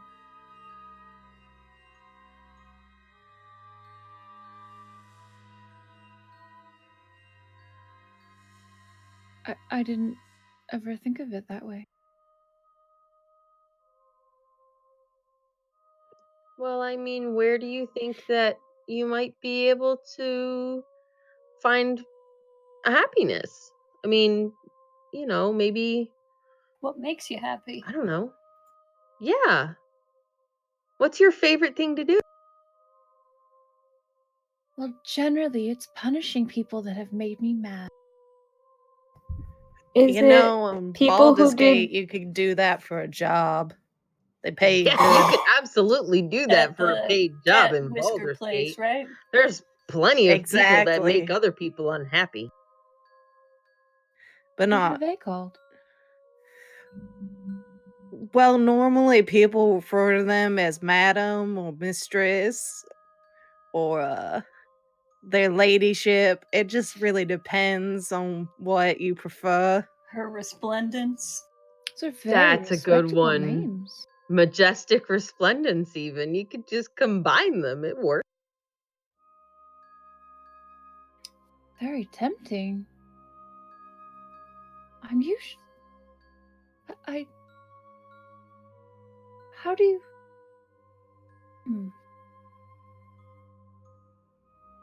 I don't know if my sister would like that very much. You fill out a job application. Your sister. Does your sister want you to be unhappy? I don't want my brother to be unhappy. No, my sister is just very... she's... Duchess of... Royal devil lands are very complicated, you see. And we have to act a certain way and be a certain way. But what do Well, I you mean, at least you want? could. Wow, we all have really good ideas. You guys It- go. It's not like sometimes you're just not. So then you don't act the right way, and then people get upset at you, and then you go to a different place, and then it's good, and then you learn how to punch things, and then you can go back, and people aren't mad at you anymore. Sometimes that happens. And then you move into your parents' house and No, I mean, I always live there. Well, I live in my sister's house right now. What so if you basically the just? same thing. Well, what if you just went on vacation for a little while? I mean, that's what most people do. Like, if they're having a hard time, they take a vacation to somewhere that seems fun, and then they feel better, and then they go back to their job. Or You could you try that, maybe. or you get a new house. I'm saving up so that I don't have to live with my family, and that's why I'm here. So that I could get the money from the guy who like wants the prince so that I can move out of my family's house and live in another house near them. As all of these ideas are flying at her, she is just looking, to all of you that are talking at her, and her demeanor has very much shifted. She's not like playing with her nails anymore.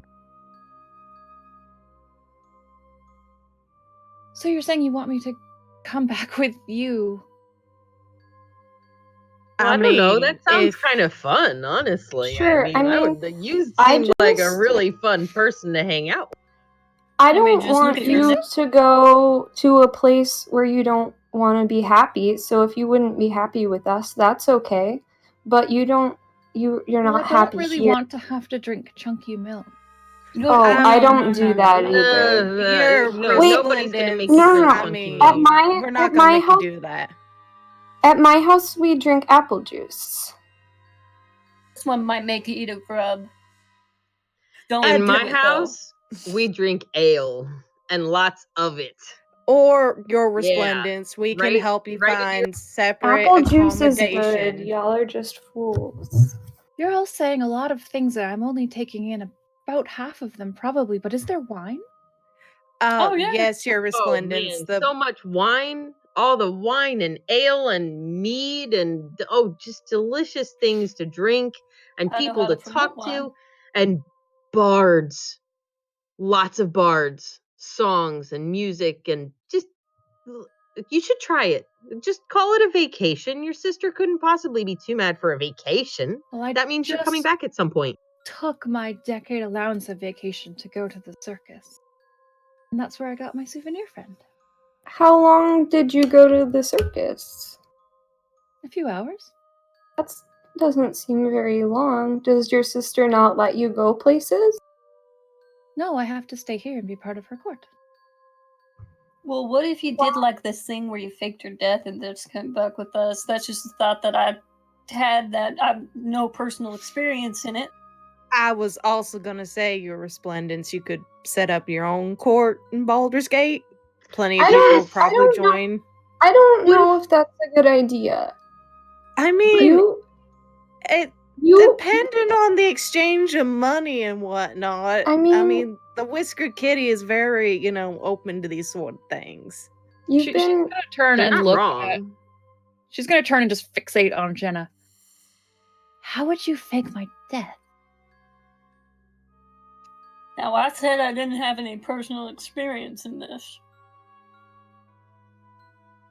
But if you were me, how would you do it?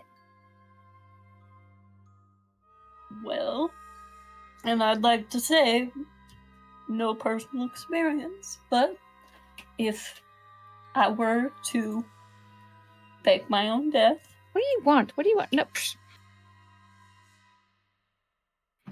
And exactly. Yes. Squeak, I would. squeak, squeaker. Squeak, squeak. I don't like her.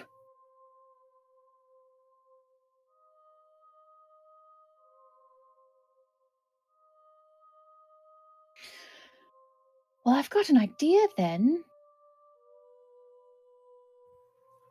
generally crazy. dump a bunch of pig's blood on a bed and then scream and then jump out the window. Not that I have any experience in this. I would also What? say having adventurers standing over your bed with bloody weapons tends to lend to its credibility. Oh, that sounds fun. This sounds I like would a do that. terrible idea. The problem is that if you pretend to kill me, then they will chase you down and kill you. That's I mean, Exactly. I run definitely really problematic. fast.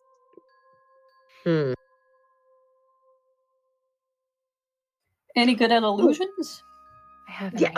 Oh, or what if we? I'm what glad if that I'm done we're talking now. I have an idea. Oh, And she ideas are snaps her good. What's your idea? Well, she snaps her fingers, and you are now outside. All five of you, you four, Boo, and Georgina, are outside of this marble palace. And now escape. Escaping is fun. I like escaping. This is an adventure. We should run now. Oh, Georgina, this is such a fun adventure. You are We on. should run. I think the lady is correct. We should run. You are on basically like a kind of stone bridge over a moat of lava. And you hear a squealing sort of screech.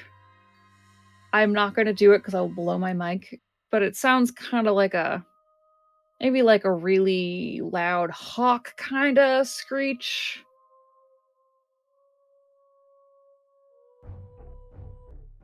What is that? Less talking, more running. Let's go. Lava is a lot of adventure. And How do we Georgina get starts past booking it I'm across following this her. bridge. Yeah, Very running. quickly. Following Running. Georgina, hoping she knows where she's going. And Misha, with your high perception, you just see out of your peripheral vision some winged creatures swooping down at you all as Tuck you make Boo into my armor to keep boost. You all get to the edge of this stone bridge, and you see Georgina whirl around. She is wearing heels. She is wearing glitter. Like, she is not dressed for a fight, but she wheels around and is now facing these winged creatures coming at you all, and she just puts up her hands. I'm escaping now. I thought we were going on vacation together. Shh. No, Escape into she's vacation. And you have 3 of these creatures now swarming down at you. They are insectoid, but kind of fuzzy, with blotchy red wings and full bodies. And they are a good, like, human-sized in just the body, and that's not even counting the wings. And they are just descending down upon you.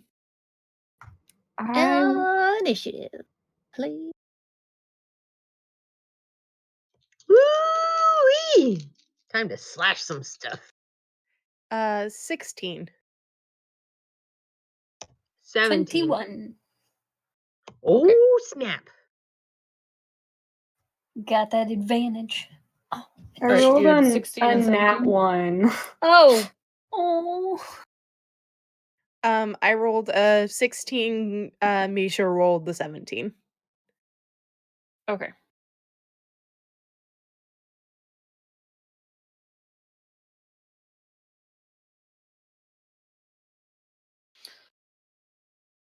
Okay.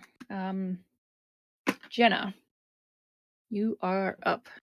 They are now within range of you all. How close? About 30, 40 feet. Incoming. I would like Georgina's to use my just- arcane shot Okay. What do I have to do against that? I'm going to do a bursting arrow. Okay.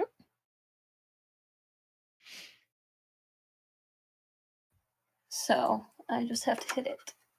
There's no saves on it. Okay.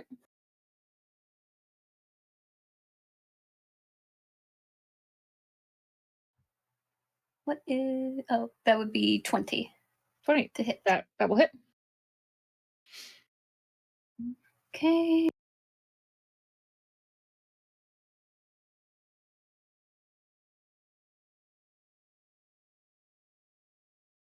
How close is the other creatures? I'm going to hit the one that's dead in the center of the other two. Okay. They are kind of How in far a away are they? triangular, about to, income motion. They're about 5 feet away from each other. Perfect.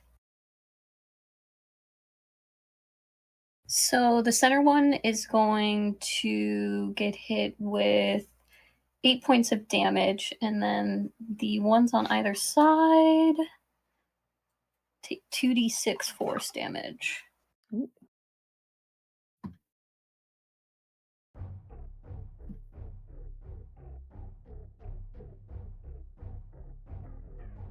And that is 10 points of damage to each of them. Wow, that's great. The center one screeches, but it doesn't falter, and they all keep coming. And then Misha. Oh, wait, sorry. I forgot to ask I'm you. going to do one more shot. Okay. The one in the middle. That's a 7 plus 8, so...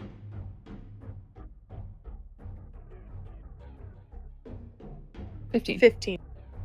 Does a 15 hit? You shoot at it, but it sort of glances off what looks to be sort of a hard exoskeleton.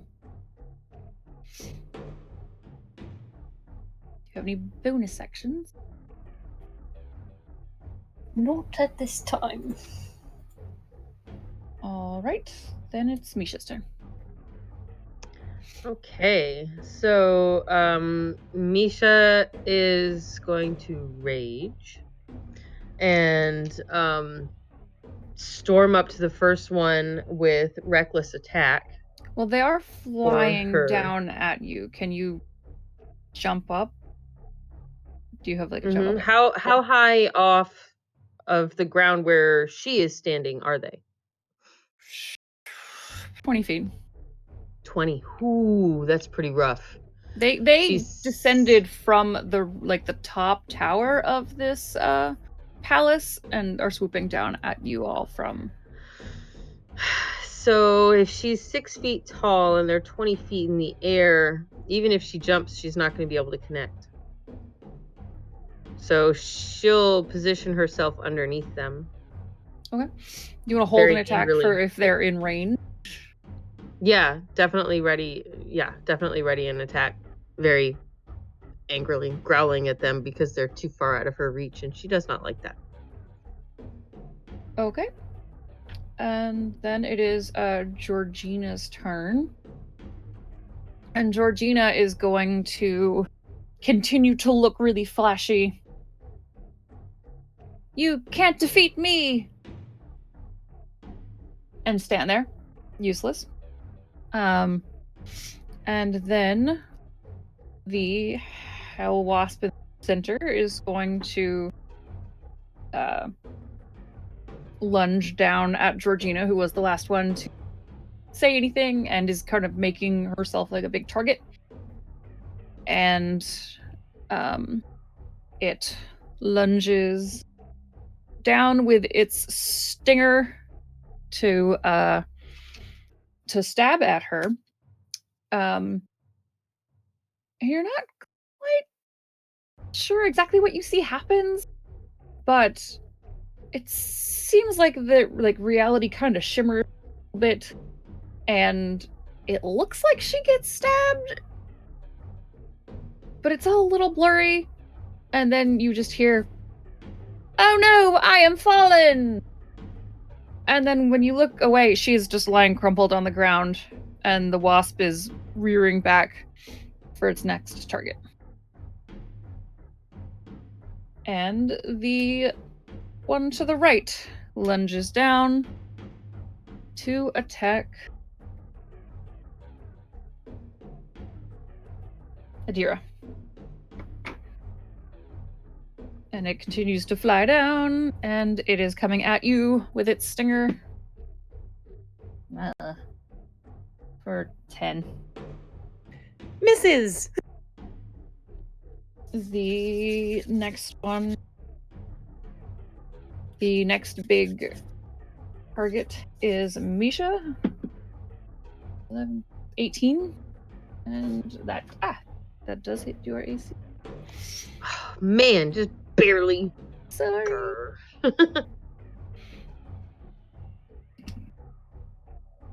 10 damage of just regular stinging piercing. And then an additional 5 fiery burning damage you can feel as its stinger backs away from you. You're just, and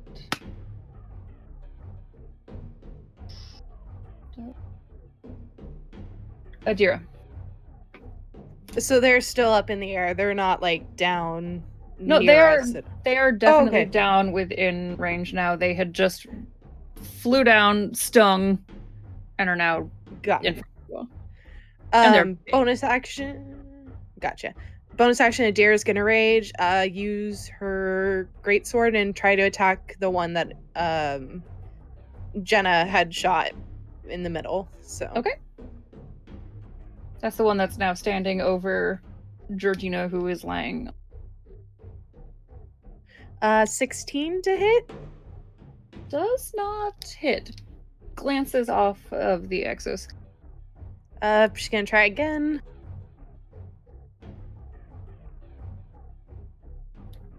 17? Also doesn't quite make it through. You when you make impact with its body, you feel how hard it is. And you just poof. Doesn't seem to hurt it. That's her turn. Right. Q. Okay, I want to go to the one that came down from the right. Mhm. And I want to do some punches. Okay.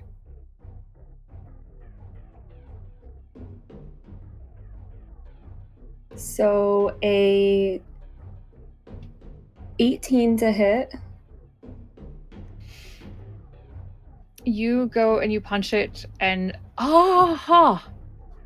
And then a natural 20 to hit. Okay, so you make that first hit, and you hit something real hard. That didn't feel good. And then you just sort of like split second look, you're like, that part's squishy, and you come back up with the other fist, and you definitely hit. Are we doing double the dice for that? Yeah. Okay. 11 damage. Okay. And then I'm going to spend a key point to do Flurry of Blows for my bonus, so I'm going to try to hit 2 more times. Okay. 1 definitely doesn't hit, and then the other is a 26. Yes. The spots where it is, in between the exoskeleton plates are hard to, precisely get, but you get at least 1 hit in there that is 8 squishy. Damage on that. Okay. And that's my turn. And we are looped back around to Jenna. Yeah. Where are all the bugs right now? Okay. One of them is over. It is, wings flapping over Georgina's body. The other one, which is to the right, is having just been attacked by Q, and the other one is slightly to the left. Yeah. Is there a way I could line up the shots so that one is right behind the other? Yeah. I mean, you're all pretty close. I feel like if you just take a little bit of your movement to kind of like sidestep a certain way, and then you can. Perfect. So I'm going to use Piercing Strike, one of my arcane arrows.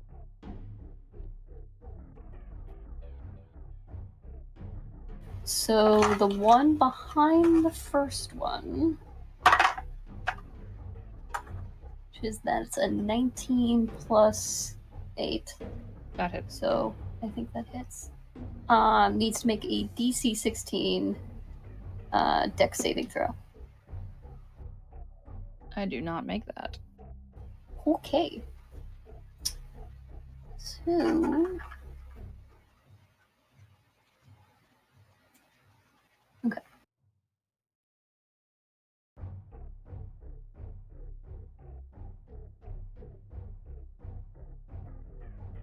So 16 damage to the first one. Is that the center one or the right one? The center one. Okay.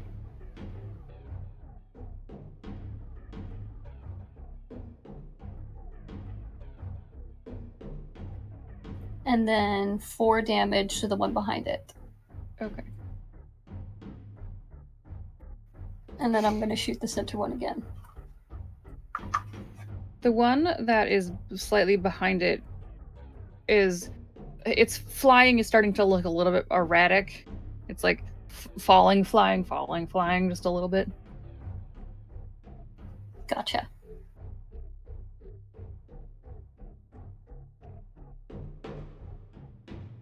Does an 18 hit the center one?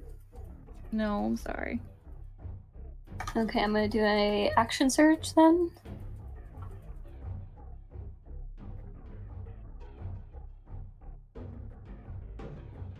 Does a 24 hit? Yes.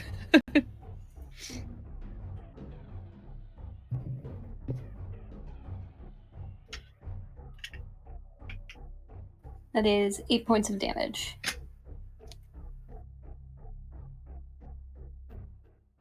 That one you see also now starts to falter a little bit, and it's being able to stay afloat. And then I'm actually going to be able to use my bonus action this time because I'm going to use Curving Shot, which means I get to re-roll one of my failed attacks. That's great. Against a different target, so I'm going to hit the one that's behind it. The one, okay. Not the center one, but the one that originally started having difficulty flying. Okay.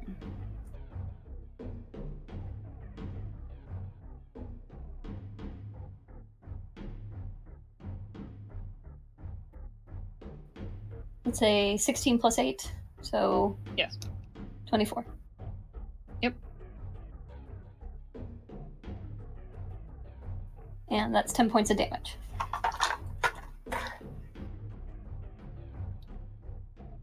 Would you like to describe how you killed Helwa?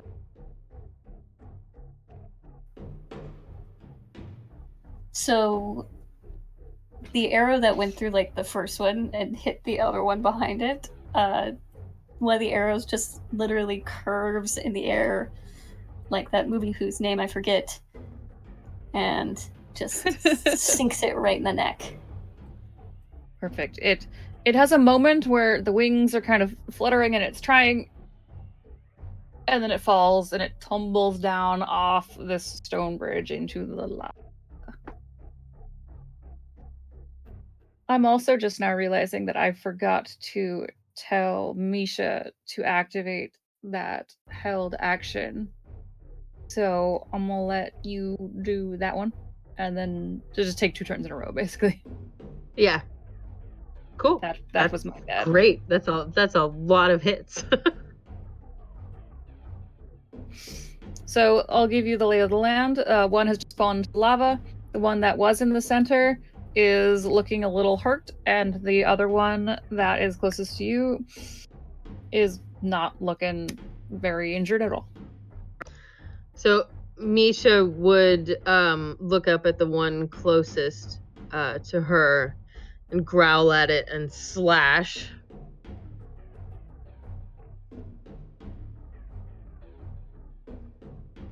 For 28 to hit. Yes.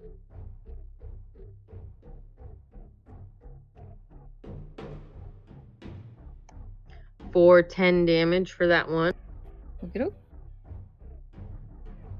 You take a good arcing swing at this thing, and you actually take like a chunk off of one of the wings. You know how it's like that very thin material, and it just Oh, is it flying in circles now? not quite. It's got a lot of wing to it. I don't know why. She'll go around the other way and slash at it again with a 21. Hits.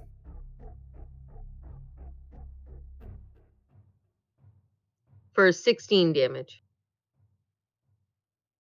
It actually is flying in kind of like a clumsy circle now, as you got the other side of the wing that time, and it is now kind of like drooping. Oh my, that's unfortunate, because she's gonna do it again.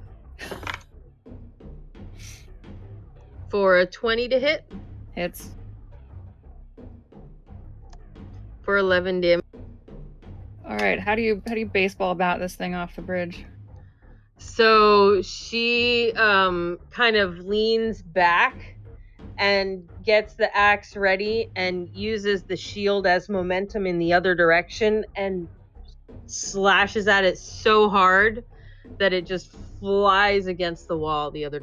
There's like a little bit of like a whistling noise, just away. It does not come back.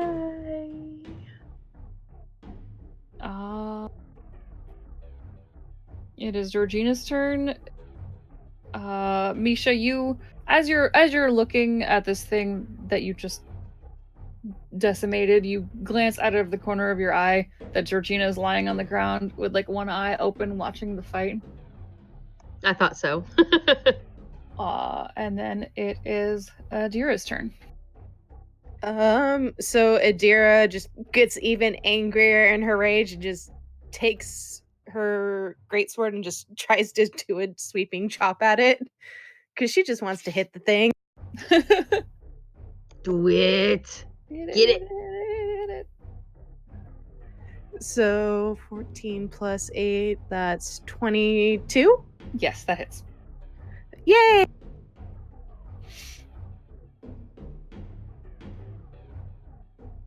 So that's 10 slashing damage. Okay, you have done more than 2. So yes, you get to describe how you barbarian smash this last hell wasp. She just, with this loud battle cry, brings her greatsword back over her head and just cleaves it down the middle to where it splits in half. Yes, And yes. she's just very happy. It just 2 sets of wings flutter, flutter, flutter, flutter, flutter, flutter to the stone bridgeway. As you realize you are now done, you hear a great deal of shouting, and you see some lights flickering on the palace. What is with the lights, y'all? Get me out of here. Time to run. Oh no, we must carry our fallen companion. Yes, I will help. Somewhere Here not we here. go. Adira, without got it. thinking, just slings Regina over her shoulder. And yeah, and you, without any additional trouble, just run down the road that she had been leading you on. You, as you're running, just get this, pretty good glimpse of this just hellscape in front of you. There's lava, there's, writhing things. It is just like this valley of death. But you see ahead of you this sort of, the road turns into this copse of like dying and dead trees, and you get all the way into this copse of trees, and then Georgina opens her eyes we should be good now. That So was where very do we good go acting. from here? Sorry, what's that? That was very good acting. We do what we On my can. part, I was very good there. Oh, yes, you're resplendent. Absolutely. Oh, Adira sets her down very gently. that is a very good point. Where do we go from here?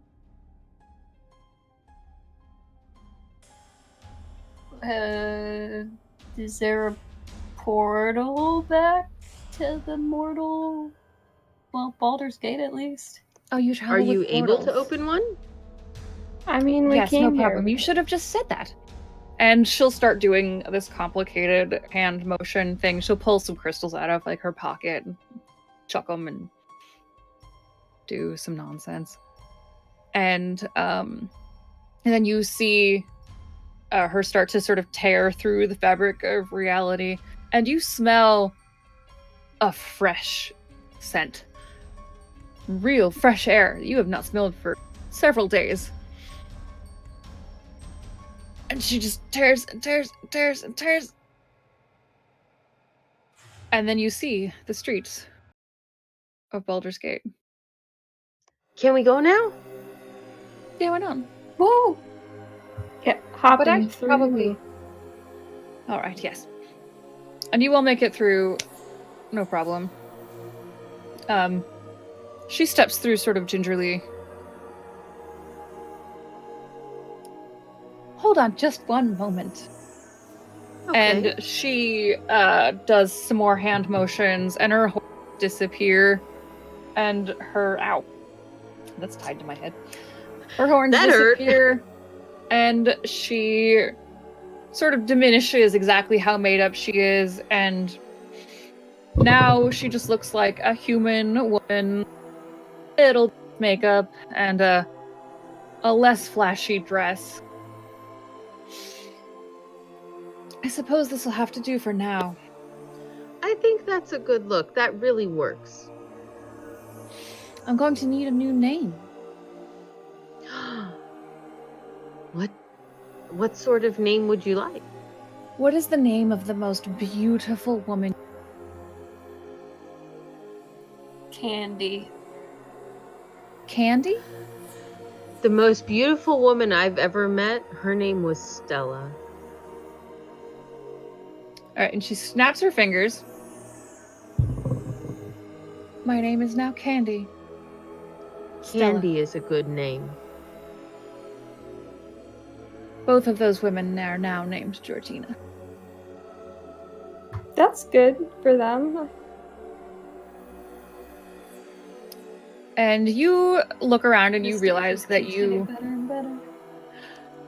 You look around and you realize that you are just a few streets away from where you departed from Minx and the preening cockatoo.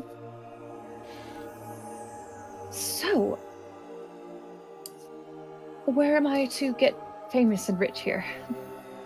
That'd With be many the, minions.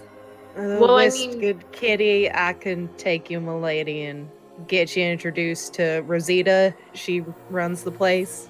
Alright I then. think the two are going to get along splendidly. And Adira will offer her arm for Candy Stella to take. Is that what they do here? I put my arm in your... I have to touch you? You don't have Well, to. it's considered polite, but you don't have to if you don't want to. I mean, I'd rather not do anything that makes you uncomfortable. Oh, it doesn't. And then she'll loop her arm. Look Adira very will proud just of wave herself. to the rest of them. I'll catch up with you later. All right. We'll see you later. I'll see you very soon when I'm famous and have many minions. You It's can been come so see us lovely to meet you, Candy. whenever you It want. really has. And give the thing back to my very boring ex. You're so kind. Candy, Yeah. we really have so much enjoyed our time with you. Ta-ta! Ha! Truly an icon. Be sure to visit. And yeah, you can take Candy Stella off to to there, no problem. Your contact there is very confused, but Candy Stella has made herself very, typically conventionally attractive for this region, and seems to be very enthusiastic about the power that this position will convey. Happy ending there. Unexpectedly? That's not what I wrote, no. You didn't think we were just gonna make Georgina so happy? At least we didn't have her get hit by a bus, okay? A bus from hell. I see your Mean Girls reference. Okay.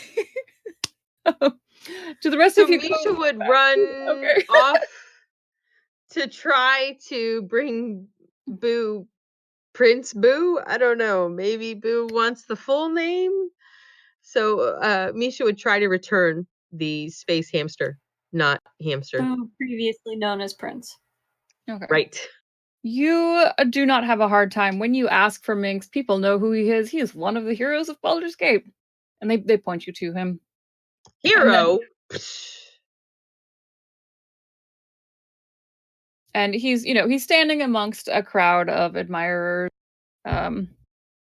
just chatting them up. And then this other time that Boo and we were on this mission, you see, and it was actually right after the Knolls. Oh, it's you. Hi. Your ex sends her regards. Yes, we're here, and we need to have a little talk. So if you'll excuse your adoring fans for just a moment, we need to have a little conversation. Minx will be right back. Do you have good news? I do. I have good news. And your friend Boo would like an apology because now hear us out, me and Boo. Boo feels that their place needs to be equal to yours. So when you do your introductions, perhaps you could put Boo first sometimes. Is Boo and Minx? Right. Yes. Boo, right. Boo, like a 50-50 thing. Split it. Who's I have told him that it doesn't make any sense because I am the human. And then you hear feverish like squeaking coming out of your pocket. Boo? That is specious Just to bear begin with me for a moment. Just hold on. Also, I have something after her. But Squeak. I suppose Squeak. that sense Boo is miniature giant space hamster. We can make a deal. Boo wishes to share the spotlight fairly. Sometimes you first, sometimes Boo first. That's all that Boo is asking. And for an apology because Boo feels slighted by always being second. Boo? Squeak. Thank you. Minx is very sorry that I offended you. I didn't. Could you come back, please? Squeak. And I'll do whatever you want. We are a team, Minx and Boo. Boo and Minx. You go for the eyes. Boo says that you need to promise that Boo comes first sometimes. He needs Boo to hear you always comes say it. first to me. I don't know why that was ever a question. Well, but in your announcements. Everyone! The wonderful... I need some more descriptions here. The wonderful... Resplendent. Resplendent! Boo has arrived to help me tell the story of the time Boo and Ming saved Baldur's Gate. There's happy squeaking.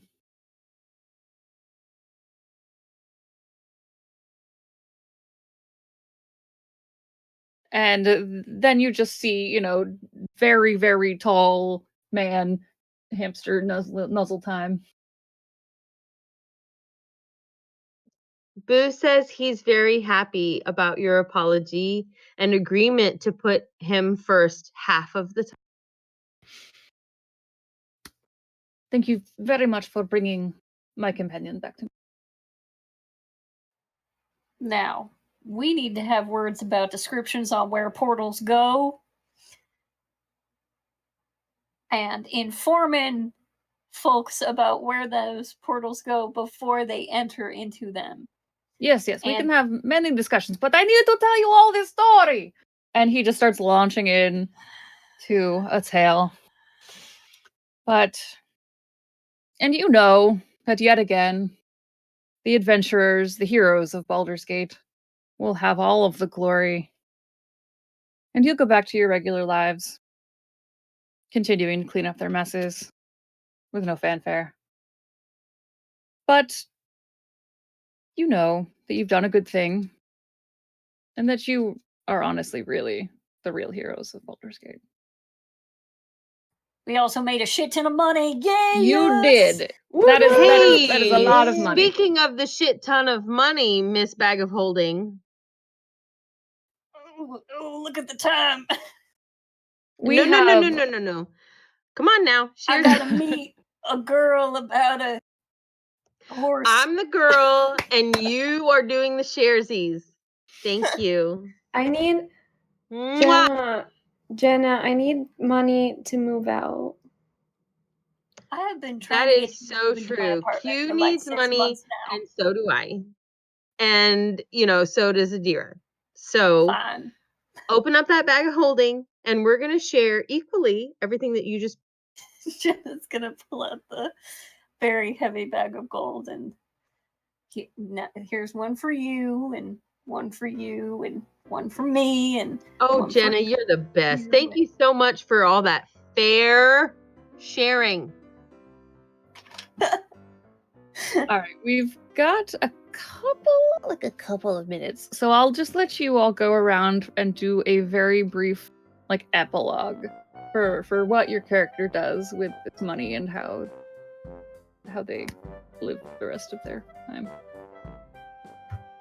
I Start with Q. I get a little apartment, and it's like the block away from my parents, and then sometimes I still have to go over to babysit, and the next day after this I go back to work, and then I have to do double shifts because I miss so much work, and they're really mad at me, and I really feel bad. When you get back, your mother is fussing all over, how did you get so dirty? And just spits on a rag and starts smudging it all over your face. It's fine. Mom's It's Formula fine. 409. I'm sometimes I get into scraps sometimes. It's okay. And I mean I can move out now. Oh. No. I'm not gonna go far. Wait, no. I'm happy here. I'm not gonna make you deal with parental guilt in your epilogue. No. You can happily ever after. They're not gonna go far. They're happy here. Well, I always knew that, I'd have to cut the apron strings someday. If you need to go, then you should go. Yeah, I'm just going. They said they'd rent to me down the street. I've been saving up for it. Well, you promised that you'll stop getting into quite so many fights and scraps. I mean, Mom, you know me. I do. Just stay safe, darling. Always.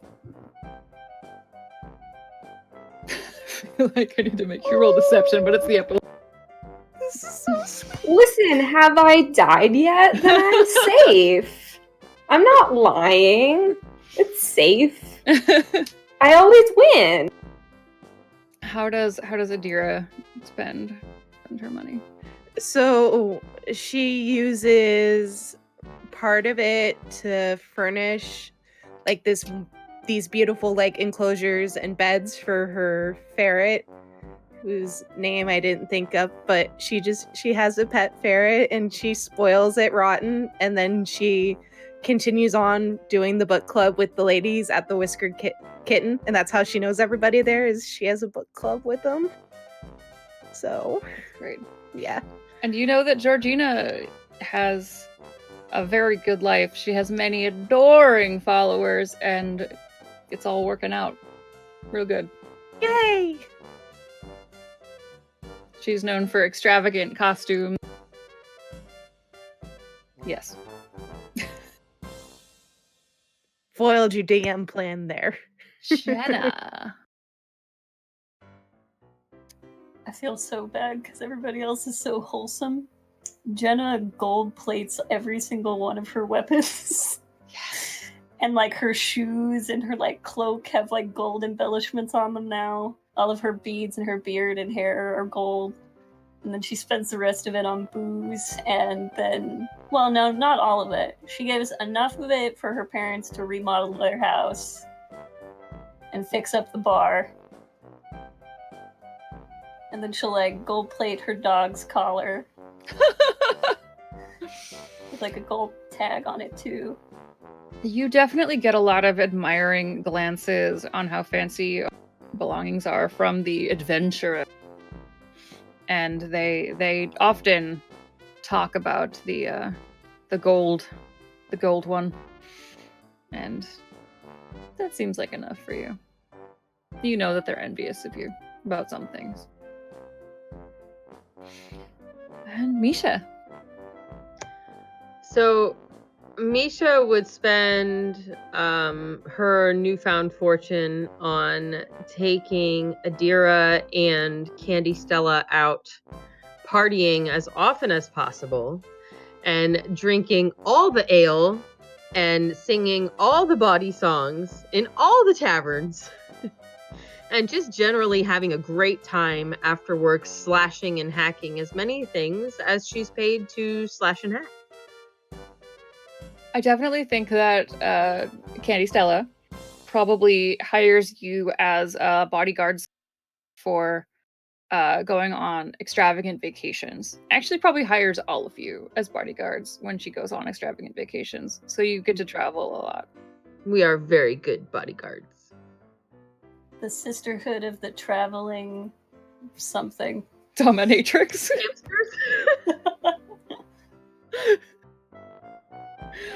And thank you all for tuning in. This was 5th of 12 epic one-shots featuring the newest D&D supplement, Baldur's Gate, Descent into Avernus. Thank you so much for DMing us, Ren.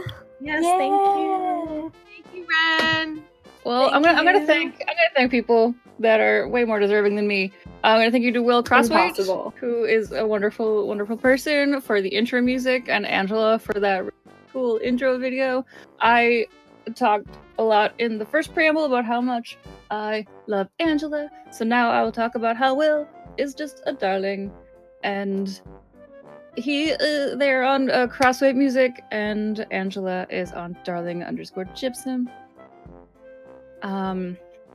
Please check out all of our sponsors, World Anvil, and somebody else want to hold up a Die Hard die? Just to be cool. I got nothing. Whee! Wow, all of you. That's Purple good. moon. I have a piece of for the paper win. that came from one of my Die Hard die sets. That is what I used. I folded in half to cover my camera. I love the purple moonstone. They're so gorgeous. Oh, I heard a noise. I was like, wait a minute, did we just get cut off? We are gonna choose somebody who is a mod is gonna choose a winner for the Die Hard Dice contest. Sweet. That is not me. I do not have those powers. Steve Oh, Droid. snap, Steve Droid. Woo! Yay! Yay! I don't know who that is, but message Well, and stuff. congratulations. Congratulations. Woohoo! Congrats. So that's me. I am Ren. I go by Atomic Firebird on the Twitter primarily. My parrot and my dog and D&D and LARPing. And we'll just go around and remind the people of who you are. We'll start with Allie. I'm Allie. You can find me at Perfect Casima on Twitter, Twitch, Tenor, that stuff. Not the same on Instagram, but like if you ask me, I'll tell you my Instagram handle. It's cool. I'll go find you on Instagram once we're done. Same. All right, I'm supposed to keep this ball rolling. What's your name? Yes. Sorry, you cut out for me for a second, so I was like, wait, who? Sorry. Hi, I'm Fennec. I'm the Associate Director at Nerdsmith. You can find me on a couple of our podcasts and on the interwebs at the Fennec Wolf on just about everything. I talk a lot on Twitter about dice and really cool tabletop stuff. So yeah, I can't talk anymore. Bleh. Yeah, I got nothing. I got no more voice. Finch. Hello.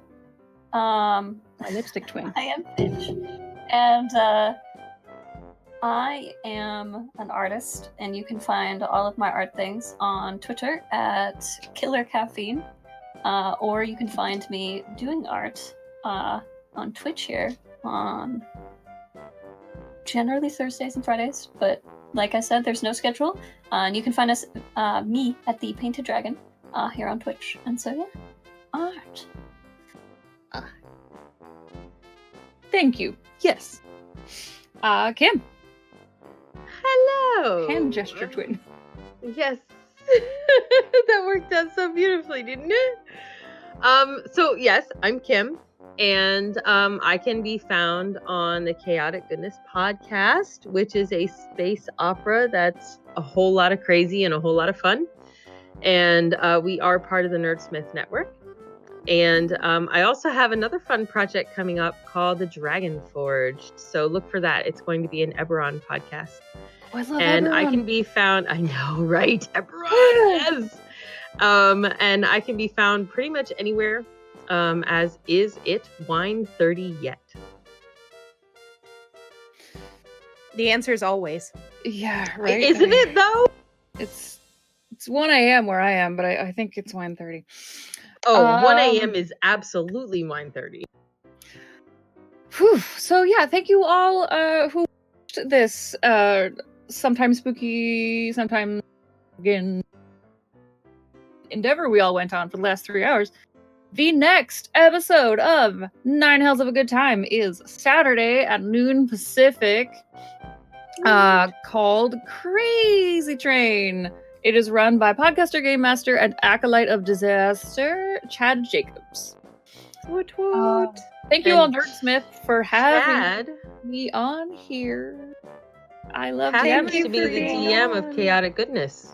Thank you so much for being our DM. It was amazing. Yes. It was You so were- fun. Thank you, Ren. You're welcome. I'm gonna sheepishly wave at Ogun and say goodbye. Good night. Be good to yourselves, everybody. And love each other.